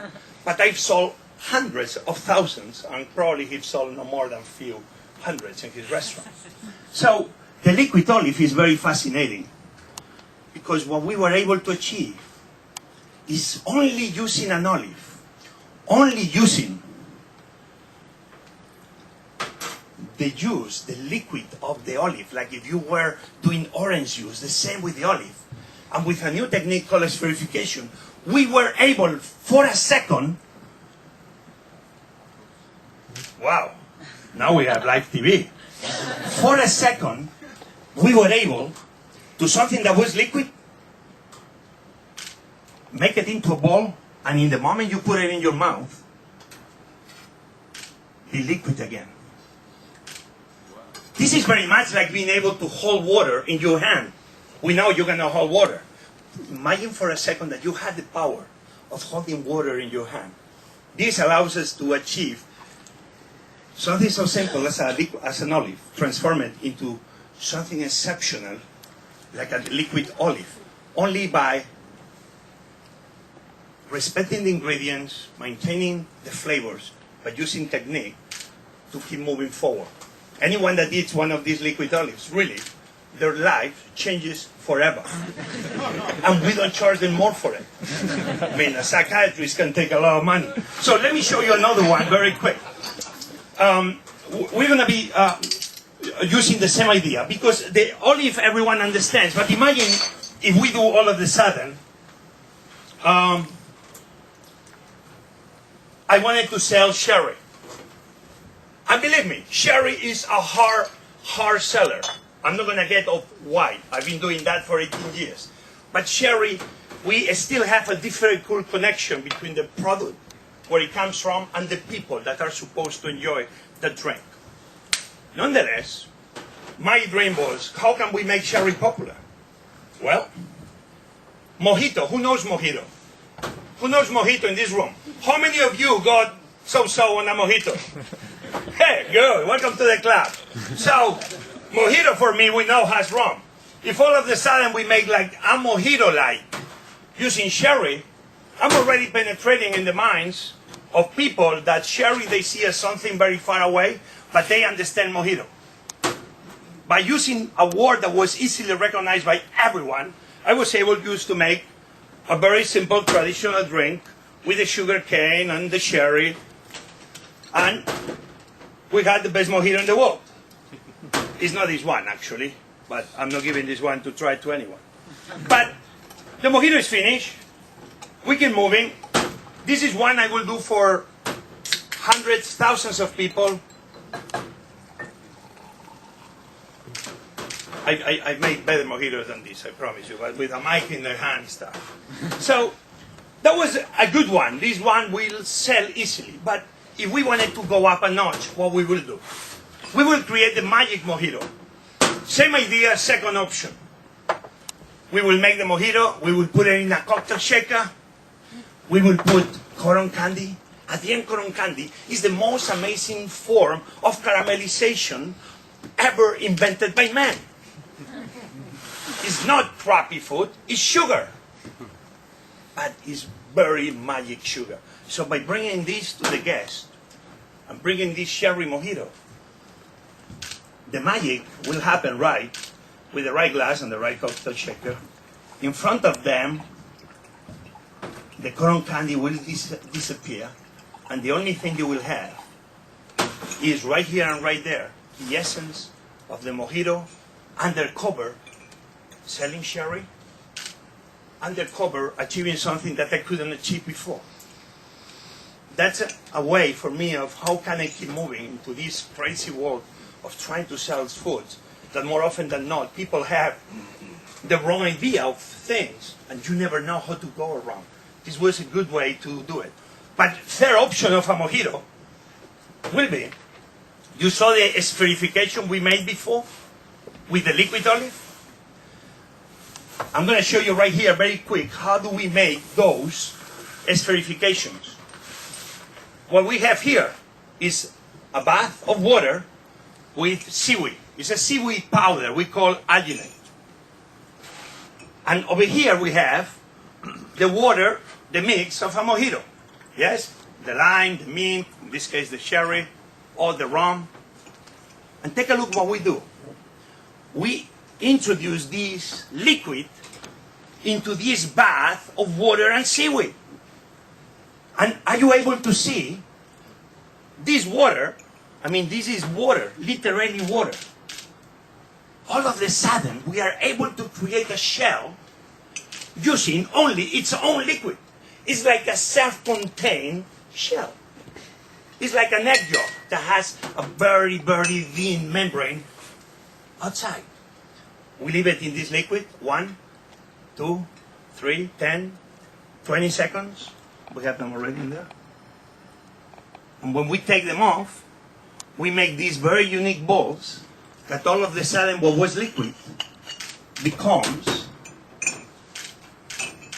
a ball. And then a mojito has carbonated, right? Because we put usually soda, we put the Sprite. Yes? What we do, we put it in this bottle and we cover it. And then we put CO2. And by putting CO2, this is usually used to do whipped cream. Now we don't put any liquid, only we put the espherification of mojito. By putting a cartridge of CO2, we are able to put the CO2 inside every bowl. And at the end what you have is a self-contained mojito with all the CO2 penetrating through the shell and making everything inside carbonated. Can we go back to the video? As you see, this is a very unique technique, and here I show you how the same idea, from the moment that I wanted to help self-sharing another way, and making a more traditional dish or drink, to the second phase when we made the magic mojito with the cotton candy, to the third phase when we didn't make a drink anymore, we made a dish by the chef using a drink as the beginning. This is the perfect way. You see the bubbles, and you see the perfect espherification. This is how the same idea, sometimes we think too much, and we try to go too many places, only using 3 humble ingredients like sherry, rum, lime, mint. We were able to make three very unique dishes. So, next. What is this? Yeah, don't be shy. White wine. White wine, yeah? White wine. This is a beginning for me. Anything can be a beginning. A painting. Next. Who recognizes this man? That's good. You don't drink much wine. Good. Robert Parker. He's probably the most unknown of the critics in the world. His photo is never anywhere. That's why no one knows who he is. He lives very close to in Maryland, so that's why I have his photo. He didn't know I was taking it. So he keeps really undercover. Robert Parker was coming to my restaurant and needed to do a dish to honor probably the most influential person in the history of wine. The Wine Advocate is his magazine. I wanted to do a dish, a wine. It took me months because I was doing things with wine, but always the wine at the end, if you make chicken in red wine or anything with wine, at the end of the wine you are cooking the wine. The wine is not supposed to be cooked. It's supposed to be enjoyed as it is. But it took me like a year to understand that simple concept. Take a look how we resolved that problem. And hold on there. You see here, what we made was a glass of white wine. We got a Riesling, a Sauvignon Blanc. We make a different mix. I got grapes. I smash them. I ferment them in the kitchen, like you were making wine. Because I crush the grapes and then the sugars turn into kind of alcohol. And I mix the wine, the Riesling with the grape juice. And I put a little bit of gelatin. And then we put different spices that you find in the wines. When you read the criticism of a wine, what do you hear? Apples like, passion fruit like, mint like, yes? So that was the idea. It's like, great, let's do a gelatin, very, very soft gelatin of wine with the different spices you find in wine. Grape, passion fruit, apple, vanilla. Used to be finishing. Can you move to the next one? Who recognizes this? Messi. Next one. You recognize this one? From Philadelphia? Philly cheesesteak. Man, I was like, I'm going to make one that is better. But, like the mojito using sherry, is going to help me sell undercover Spanish products without even telling them. So we start making what we call the Philly cheesesteak. But the Philly cheesesteak, we already made it different. Do you see this? This is bread, right? This is a baguette. It's the lightest form of baguette ever made. At the end, this comes from tradition. It's a pita bread that comes from Middle Eastern cooking, very thin and overcooked, so will become very, very hollow inside and very, very light and very crispy. So what we did was we made a mousse of cheese, like cheese whiz, but a good one. Nothing else. And sometimes we use cheddar, if I have to go to cook at the White House, and sometimes we use it Manchego or La Serena if I'm bringing Spain to America undercover on an American dish. And even to elevate it further, we decided why we don't paint it with gold. It's a dish like it's like gold for the people in Philadelphia. So the only thing we did was fill it up with the cheddar mousse and the Philly cheesesteak. Instead of overcooked meat, we started making it with Iberico ham all around. That was a way for me to call it the Spanish version of the Philly cheesesteak. That was another way to go undercover into American cooking in a very simple way. Next photo, used to be finishing. This is an egg yolk made with ham water. We were able to duplicate the egg yolk on our own with dry egg whites and the water of ham, consomme, like a very rich soup of ham. And we were able to make these eggs that they were liquid, but when you eat them, they were the best flavor of ham ever seen. Really astonishing. Next. And many more. Smoked oysters. Probably you never had one, but I guarantee you that's very American. Even you have to go sometimes to the deep America. We made the option of making next the smoked oysters on our own.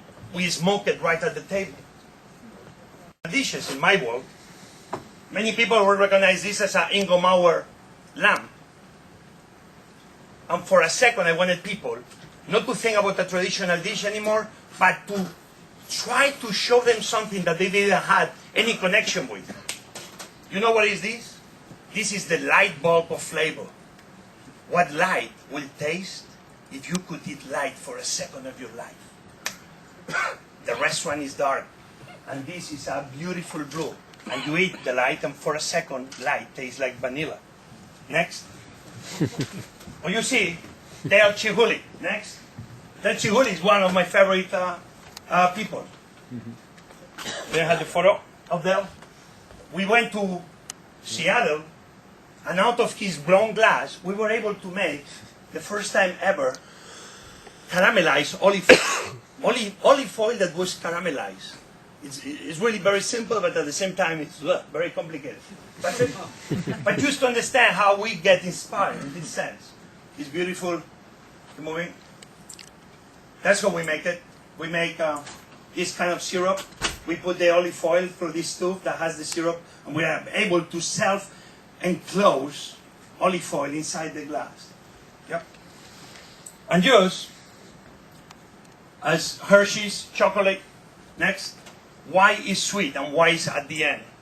Here was a foie gras and tamarind bonbon served at the very beginning. Always trying to challenge. And as you see, this is very much how do we try to challenge ourselves every day. At the end, on minibar, we always like to bring the bill to the customers. And we always bring them an egg, because even the logo of my company, Think Food Group, is an egg. And we love to do that and bring them to the table and almost for a second, you surprise them. And always bringing a message or bringing the bill, or if they don't pay, bringing them something like donate to the poor. But you know, welcome to good luck, because we were thinking about putting a real egg, but that was my whoa. But that's very much the essence of what we do. Even a check, something like more often than not happens in an uneventful way, should be probably the time that you should put the most emphasis, because this is the last option you have to impress that customer. The last time for me is as important as the first bite, the last moment in the meal. And just to finish, we're gonna finish with the dragon bread. Yep. I would like 5 people, 5 volunteers. Just for a second, give you the option to share with me what a very small part of the experience at minibar will be like. 5 people? 5? 1? Come on. 2, 3, 4, 5. Get right here next to me. So here we have liquid nitrogen. If anyone is doubting anything, nitrogen is in the air you are breathing right now, okay? So don't worry. So, yes, I'm finishing right now. This is the sign. So, here we have popcorn. Again, as you see, we used cotton candy before, now we're using caramelized popcorn. Who doesn't love caramelized popcorn? But take a look here. Oops. We're going to put it right there. Make sure we don't burn them, okay? Last time we only burned 3. So. Put it right there. Okay, are you ready for this? You go first. No. Do all at once. Do all at once. Look in here. Don't be afraid.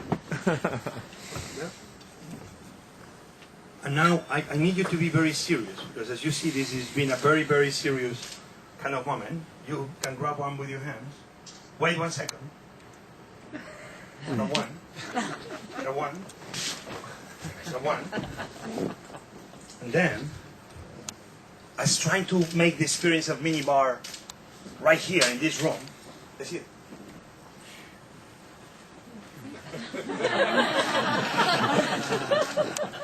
Smoking?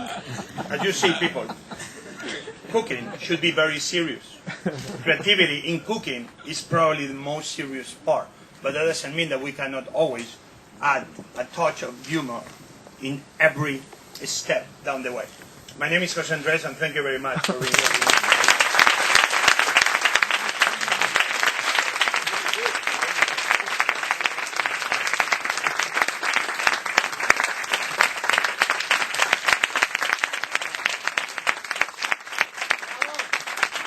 Great job.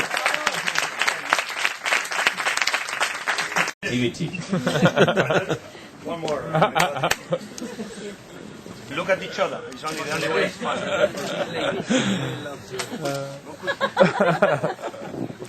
¿Estás fumando?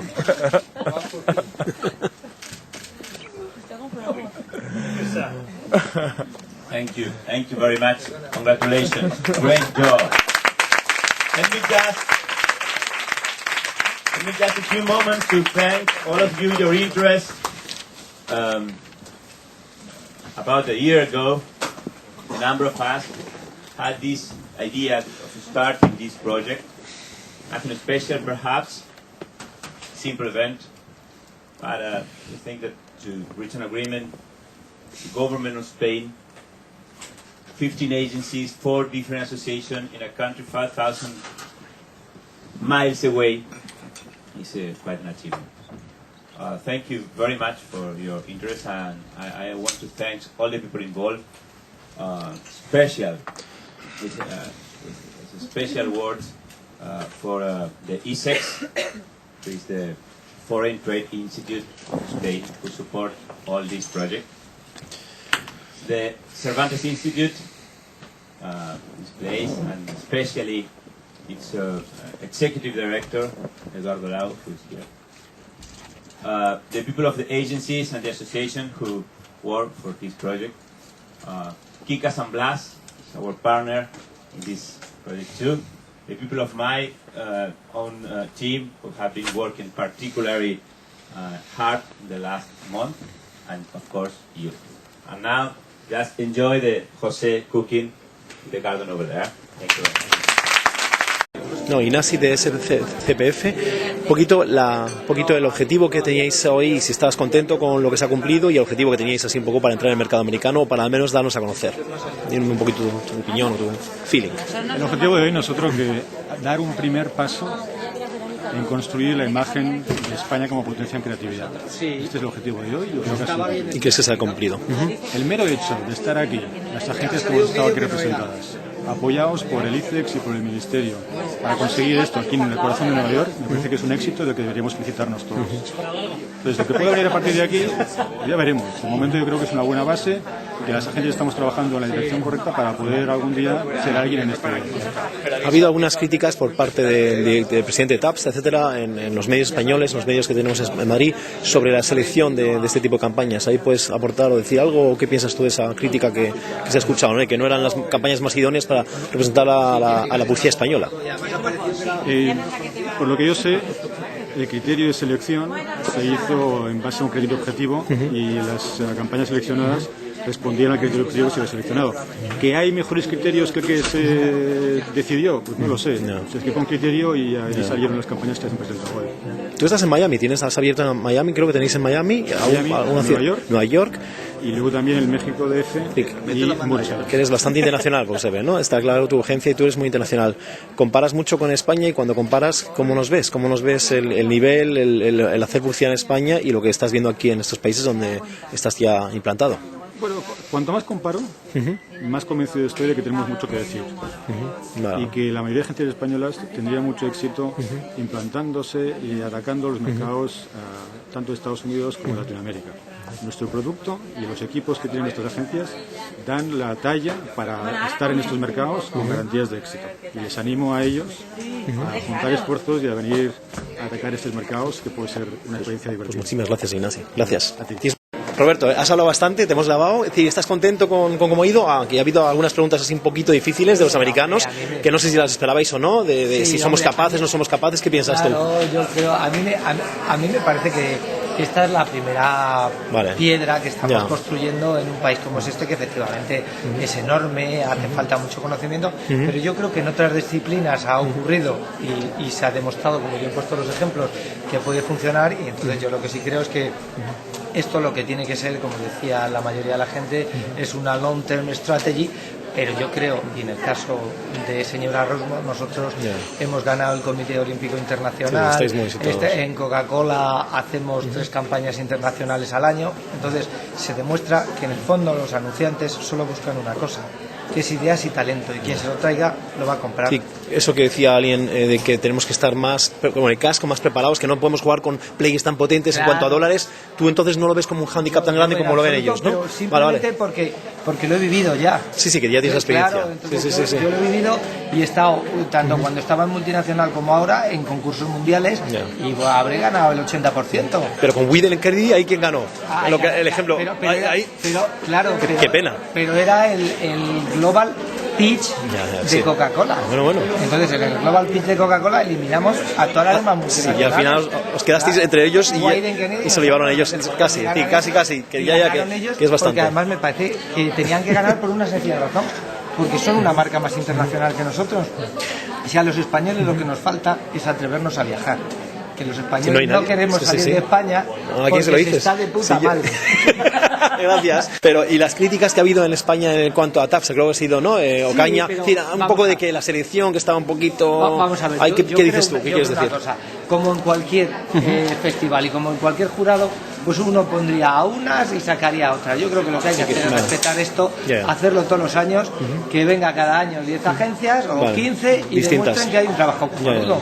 Aunque se puede ver en internet hoy en día, cuidado, que teóricamente no tienes que... También eso se puede ver en internet. Totalmente. Que lo hacéis un poquito... Yo creo que esa es otra cosa que nos caracteriza, que es como yo no estoy, voy a tocar los huevos y criticar. Típico español. Entonces vamos a construir todos. Bueno, pues muchas gracias.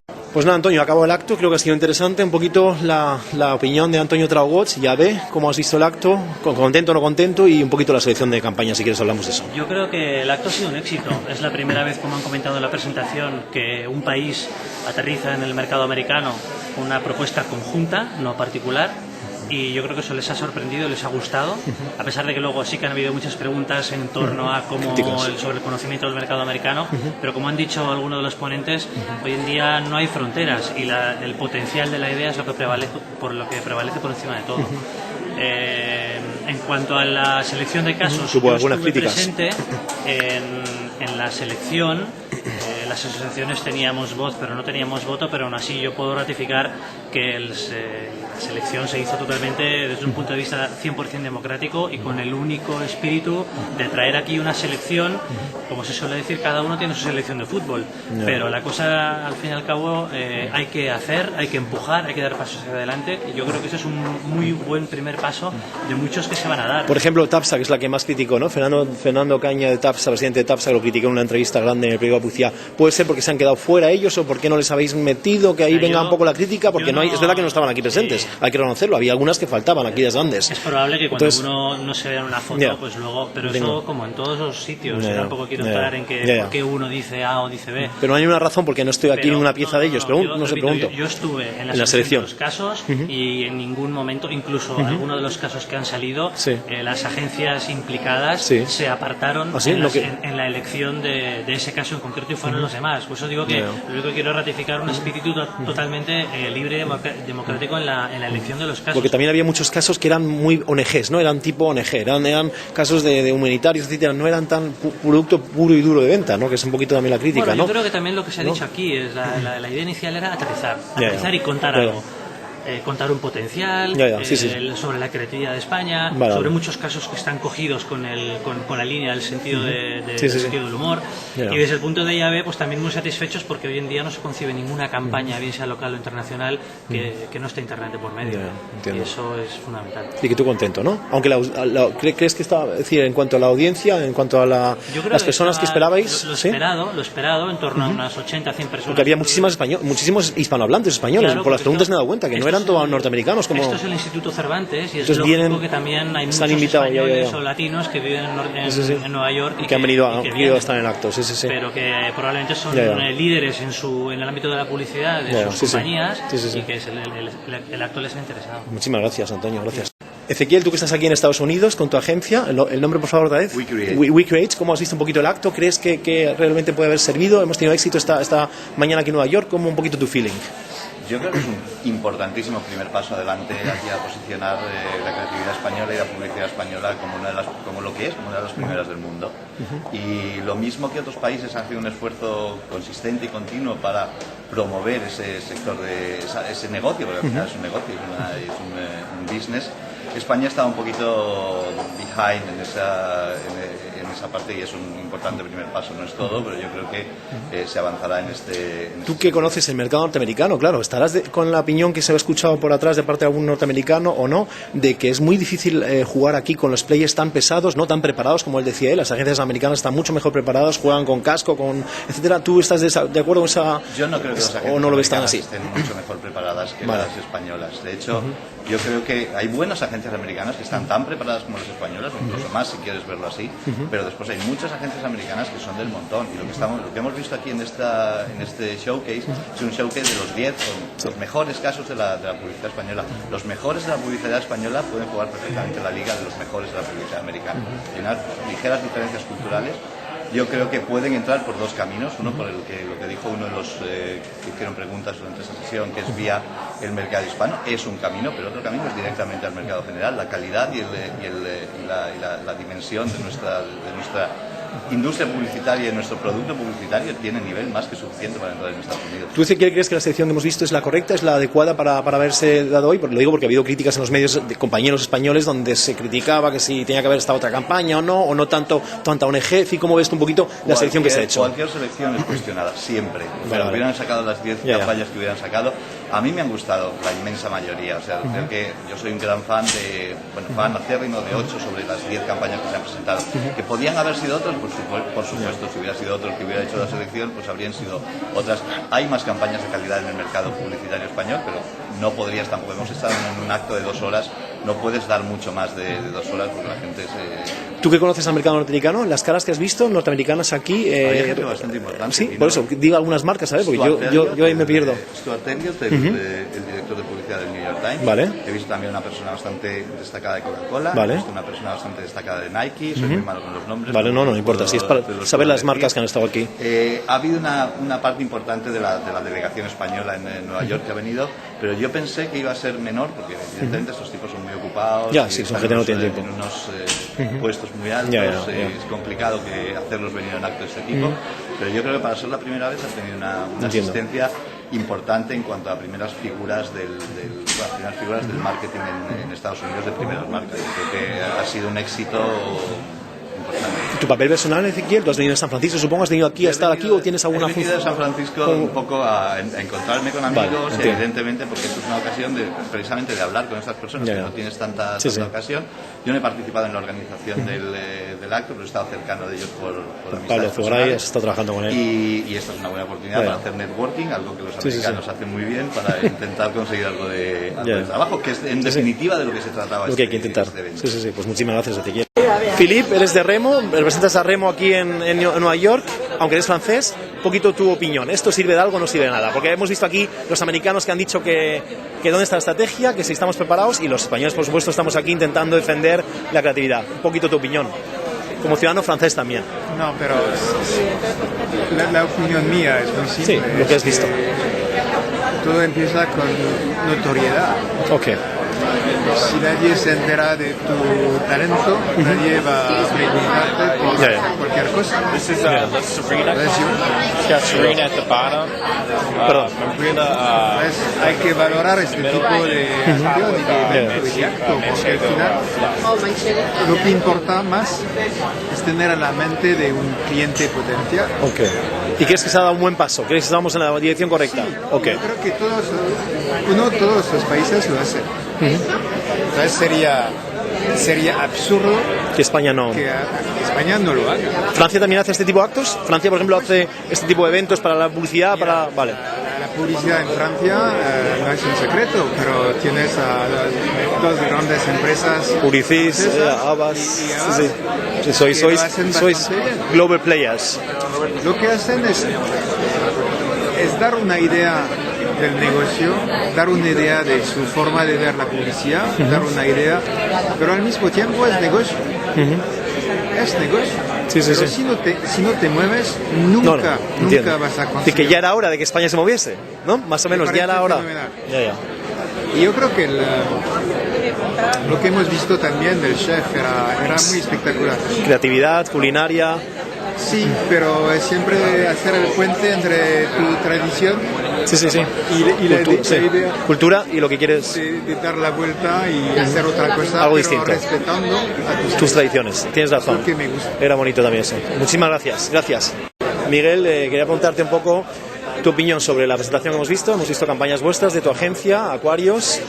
Un poquito contento con la presentación. No se ha visto mucho ruido por parte del público, es decir, no se ha visto emoción, ¿no? La gente está muy tranquila, muy distante, no sé si han entendido todas esas campañas. Un poco tu feeling. Sí, yo creo que se han entendido perfectamente, pues están muy bien explicados los casos y la frialdad esta es bastante frecuente en este tipo de presentaciones. Es muy típico, dices. Es bastante típico. Faltaba un poco. Yo creo que ahora en los comentarios la gente sí que ha salido bastante contenta, las conclusiones. Acabo de hablar con parte de la prensa de Estados Unidos y le ha gustado bastante la presentación. Es que es un poco donde se ve, pero el arranque ese de los aplausos es prácticamente imposible en este tipo de presentación. Yo creo que ha salido muy bien. Tú estás contento, ¿no? Con la presentación. Para ser la primera vez yo creo que los resultados han sido muy buenos. Yo creo que ya solamente el hecho de estar aquí, donde estamos, todos los que estamos, sí. España, y estar aquí juntos es bastante importante. Y yo creo que es un primer paso para seguir trabajando en esto. ¿Vosotros trabajáis con Coca-Cola aquí? No, todavía no. ¿No trabajáis con Coca-Cola? Hemos trabajado con Coca-Cola aquí, hemos trabajado con Coca-Cola en Latinoamérica, estamos trabajando ahora para África y Eurasia. La verdad es que hemos venido bastantes veces aquí al Atlanta a presentar y la recepción que tenemos de nuestro trabajo es bastante buena, no solo por el trabajo de la agencia, sino por yo creo que ese posicionamiento latino europeo es el momento de venderlo y venderlo mucho mejor de lo que lo estamos haciendo. Una pregunta casera, ahora que ha vuelto Félix Muñoz a Coca-Cola España como director de marketing, ¿qué significa para vosotros eso, para cambios en el trabajo el día a día? Bueno, ¿Tú ya trabajabas con él antes? Sí, ya trabajamos con él en su primera fase de Coca-Cola, trabajamos con él en Movistar y vamos a trabajar otra vez con él, con lo cual pues muy bien. Yo creo que ahora se refuerza todavía más el equipo de Coca-Cola y con toda la gente que ya había, puerta con cubierta y con todo el equipo y ahora encima con Félix, pues ya es un equipo imbatible. Y Movistar, afortunadamente, de lo que ha hecho Félix allí, pues queda todavía una muy buena escuela y yo supongo que Movistar seguirá haciendo el trabajo. Seguiréis ahí. Pues muchísimas gracias. Preguntarte, bueno, han salido campañas vuestras, estás aquí en Estados Unidos, aunque lógicamente tú no buscas aquí clientes en el sentido de que tú no eres agencia, estás aquí como no sé, invitada o... Estamos aquí pues un poco para apoyar la iniciativa y sobre todo porque, bueno, la verdad es que estábamos aquí para ver otros temas del negocio que tenemos en Estados Unidos y bueno, pues habéis aprovechado. Y nos hemos quedado, sí, pues para apoyar un poco, ¿no? Sacar la creatividad, sacar el negocio sobre todo, ¿no? Sacar el negocio fuera de España, o sea, que no sea solamente que es que somos muy creativos y nos introducimos como Pau Gasol o como los grandes tal, nos introducimos luego en compañías americanas y entonces ya se hace un buen trabajo, ¿no? O sea, cuando comentas con tus colegas norteamericanos, no sé si tienes reuniones, ellos te dicen algo de la campaña, dicen, oye, nos gustaría hacer una campaña parecida o nos ha gustado la campaña como la que hemos visto ahora vuestra, o las que han ganado premios en España, ¿te comentan algo o no las conocen y hay que hacérselas ver para que las conozcan, enseñárselas? Bueno, obviamente nuestros representantes aquí sí las conocen y me parecen tremendamente creativas y o sea, lo que sí hay es una llamada de atención muy fuerte y una creatividad tremendamente fresca y eficaz.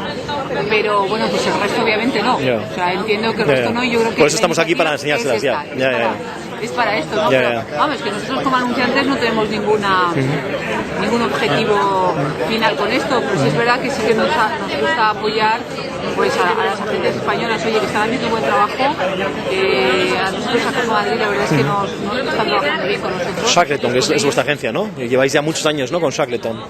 Llevamos 3, pero no solamente con Shackleton, también trabajamos con Leo, Leo Barnett y también con Tapsa, que viene de la época anterior. Pero en general, yo diría que como en general hay muchas agencias que están haciendo un buenísimo trabajo, y bueno, y agencias por ejemplo como se llama Rasmus demuestran que pueden tener una agencia española, aunque sea totalmente española, puede tener una influencia internacional y una posición internacional, ¿no? Y lo que decía Roberto Lara tenía mucha razón. Al final en el ranking o en el evento final que tuvieron con lo de Coca-Cola, pues ganó Vieden Kennedy, pero es porque tiene más imagen que el señor Rasmus, o porque ¿sabes lo que te quiero decir? Es que finalmente bueno, pues este primer paso creo que está francamente bien, y por algo se empieza. No, es verdad, claro, sí. Pues muchísimas gracias, Paca. Gracias. Nada, Pablo, bueno, ya ha acabado el evento, vemos que la gente lo está pasando bien, están aquí todos tomando, probando oferta culinaria española, creatividad española. Un poco tu feeling, cómo estás después del evento, cómo ha ido la cosa, como tú querías. Estoy muy contento y muy orgulloso de pertenecer a la industria española, ¿no? De trabajar en esta profesión y en ese país. O sea que estoy contento, creo que la publicidad española es muy competitiva, pero creo que todavía compite poco, y creo que esto es solo el primer paso. Para dar 100 pasos hay que dar el primero, hay que dar uno antes que los otros 99, y este es el primero de esos pasos para conseguir en un plazo de tiempo razonable, yo diría 3 o 5 años, que cuando alguien considere agencias de distintos países a los cuales pedirle un trabajo, pues piense en España. Ha habido alguna pregunta en cuanto a la estrategia, ¿no? Alguien preguntaba, ¿cuál es vuestra estrategia que vais a tener? ¿Puedes avanzar ahí un poquito? ¿No? A un americano decía, es muy difícil jugar con los norteamericanos porque van con cascos, van muy preparados. Vosotros jugáis al fútbol como hijo, con camiseta, con pantalón normal. Un poquito, ¿cuál sería un poco... ¿Qué piensas sobre eso? ¿O qué estrategia tenemos para superar eso? Yo creo que hay que separar las iniciativas colectivas que hace el sector a través de sus asociaciones y a través del ICEX en este caso, de la estrategia de cada una de las compañías. De hecho, la persona que hizo esa pregunta lo aclaró y dijo, esto es distinto si uno lo piensa desde una compañía a si uno lo piensa desde un sector, como es este. Yo creo que el objetivo de lo que hemos hecho hoy tiene fundamentalmente que ver con mostrar el trabajo y con empezar a construir una imagen de la publicidad española, en este caso en Nueva York. A partir de ahí, cada una de las agencias, y de una manera individual y planificada, podrá o no emprender un plan estratégico para conquistar o no el mercado americano. Lo que sí está claro es que si queremos que esto sirva realmente para algo, no puede ser un one shot, o sea, no puede ser algo que lo hagamos ahora y lo abandonemos. Tiene que seguir. Esto tiene que seguir el año que viene, tiene que seguir el otro, y yo creo que lo lógico sería analizarlo dentro de 3, 4 o 5 años. ¿Qué marcas puedes decirnos? He visto a Nike, hemos visto a Nike, hemos visto a Coca-Cola, representantes de Coca-Cola, no sé si hay alguna más. ¿Qué marcas así puedes decirme un poquito de los que ya sé que habéis invitado a mucha gente? Hay bueno, algunos más de que te... 100 y pico personas, pero sé que está la gente de Turner, sé que está la gente del New York Bank, New York Times también me ha dicho la alguien. gente de New York Times, Sí, sé sí. que está la gente de Newsweek. Vale. Yo creo que está una buena representación de las grandes corporaciones americanas. Que es lo que era un poco tu objetivo. Claro. Vale, oye, pues muchísimas gracias, enhorabuena y felicidades. Gracias. Filiberto Fernández, usted trabaja aquí en Estados Unidos. Usted hizo antes una pregunta muy interesante, y es que comparaba usted un poquito, les decía aquí a los militantes de las agencias españolas que no es tan fácil jugar aquí como era con pantalón y con botas y camiseta al fútbol, cuando los americanos juegan muy preparados, con muchos budgets de muchos millones, aunque la respuesta, yo no sé, ha sido la respuesta que usted esperaba, porque yo no me he quedado muy claro. Por eso No, a mí no me quedó tampoco. Nada claro. La realidad es esta. Yo lo comparo desde el punto de vista deportivo para que se pueda entender. El fútbol que jugamos en España, que efectivamente se juega con los pies y es el verdadero fútbol, es con pantaloncito y con camiseta. Claro. Aquí cuando vienes a jugar te encuentras con que el balón no es redondo, los tíos llevan casco y además son unos tíos que pesan 150, 160 kilos. La respuesta que ustedes le dieron es que estaban empezando, que era un primer paso, pero... Mi idea es, Mi problema con la situación de España en Estados Unidos es que no tenemos una consistencia en nuestras campañas de acercamiento para vender tanto el país, la imagen o los productos. Entonces, al no tener esa consistencia y hacer estas campañas o estos proyectos a largo plazo, venimos tirando tiros así ya, sí, que es algo muy español, es verdad, que no tenemos una estrategia. Pues usted preguntaba por la estrategia, pero no se le ha respondido a esa estrategia, creo, ¿no? No la tenemos, no la han respondido porque no la tenemos. Entonces, en el momento que la tengamos, que sepamos tocar las claves o dar martillazos donde están los clavos. No tenemos los presupuestos que puedan tener los americanos, pero si sabemos hacerlo bien y dar con el martillo exactamente en el clavo, hombre, en un periodo de tiempo relativamente corto podremos empezar a colocar nuestra imagen, nuestros productos, nuestras ideas, etcétera, en un país como este, que es un gran supermercado, pero hay que saber vender. Hay que saber vender y ese es lo donde fallamos. Porque alguien también preguntaba, otra persona norteamericana preguntaba, ¿por qué vais todos juntos? ¿Por qué no vais agencia a agencia? ¿Por qué hacéis aquí? No, decía, ¿por qué vais todos juntos? Que no queda muy clara la identificación y no vais agencia a agencia a vender, ¿no? Creo que es una pregunta que hubo antes de, no sé si usted también ahí, ¿qué piensa de esa? Yo creo que colectivamente se puede hacer algo y en un momento determinado, cuando ya hay cierta qué sé yo, penetración en el mercado, cada uno que se independice y que vaya a lo suyo, pero por el momento juntos podemos llegar mucho más lejos. ¿Cuál es el consejo que usted le da entonces para el segundo año, para el COME del 2010? ¿Qué tienen que hacer? Que esta estrategia sea una estrategia nacional en Estados Unidos. Nacional, no solo en Nueva York. No solo en ¿Vale? Nueva York, que ¿Vale? sea nacional,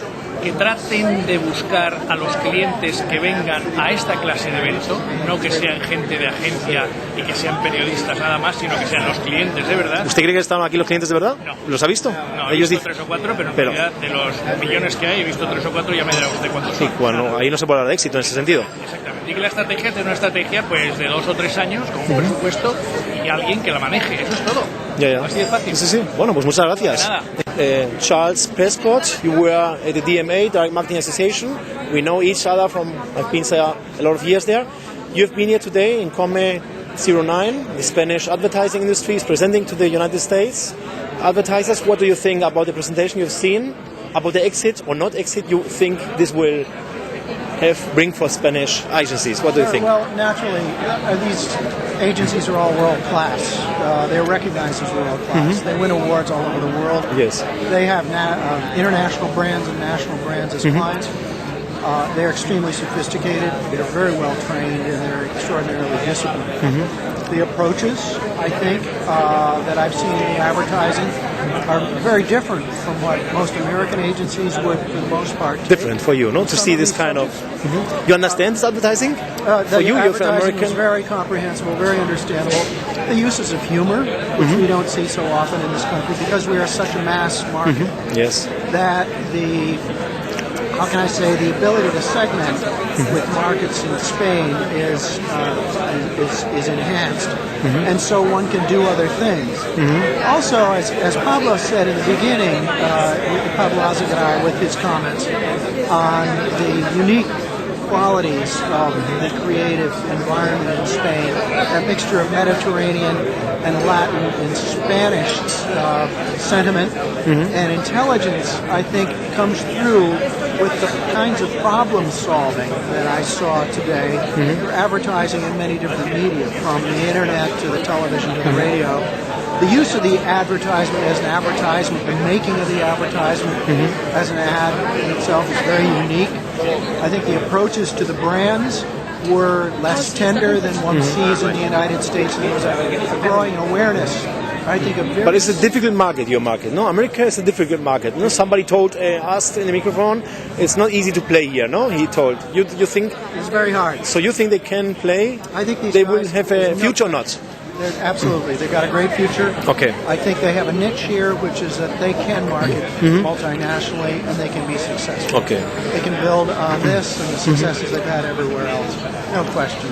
Okay. This is world-class talent, world-class problem solving, world-class mastery of all the techniques. Okay. I wish them all very best of success. Thank you very much, Charles. Charles Prescott, your name? Yes. Pues nada, Kika, bueno, hay que decir que inglés tuyo perfecto. Dinos otra vez, porque la gente no va a entender por qué hablas inglés mejor que los americanos, por Dios. Di otra vez por tu origen, ¿no? Intento. Sí, tengo una familia un poco internacional. Vale, por eso. vale. ¿Tu madre, no? ¿Tu padre o por qué? No, mi abuela era alemana. Bueno, tengo un poco de familia internacional. Pues tu inglés súper, bueno, perfecto, y por eso lógicamente he indicado que tú fueses la que presentabas aquí todo. Un poquito tu feeling, ¿estás contenta? ¿Has hablado con la gente? Ha habido de todo, ha habido algunas críticas también, hemos visto las preguntas y luego por supuesto también mucha felicitación, ¿no? Hombre, y un poquito lo tuyo. La verdad es que ha ido muy bien y mi labor, que ha sido más con los consultores americanos, la verdad es que la sensación ha sido muy buena. La frase que me decían algunos de los consultores es: estamos francamente sorprendidos de la calidad del trabajo español, teníamos alguna idea, pero hemos podido constatar que efectivamente es una buena opción y yo creo que eso es de lo más importante que podemos Un arranque, ¿no? Un buen arranque para que ahora venga sí, más. Es un primer escalón para empezar a seguir construyendo. ¿No crees que faltaban un poco anunciantes americanos? Yo he visto, a ver si tú me corriges también, yo he visto Nike, hemos visto Coca-Cola, qué pena que no se ha podido entrevistar, se han ido enseguida, y no sé si alguno más. Es decir, no falta. Pero sí que ha habido bastantes, ha habido bastantes anunciantes americanos. ¿Tienes algunos que no han salido tanto a la luz? Yo creo que Coca-Cola y Nike son los que más visibilidad ofrecen, pero sí que ha habido más anunciantes y consultores, que al final ya sabéis que el 80% del negocio aquí se mueve mediante consultores. Pero tienen un peso muy importante, al final representan a muchos anunciantes, o sea que yo creo que ha sido importante. Es importante también que el ICEX siga apostando por esta iniciativa, yo creo, por seguir promocionando la comunicación y la creatividad española.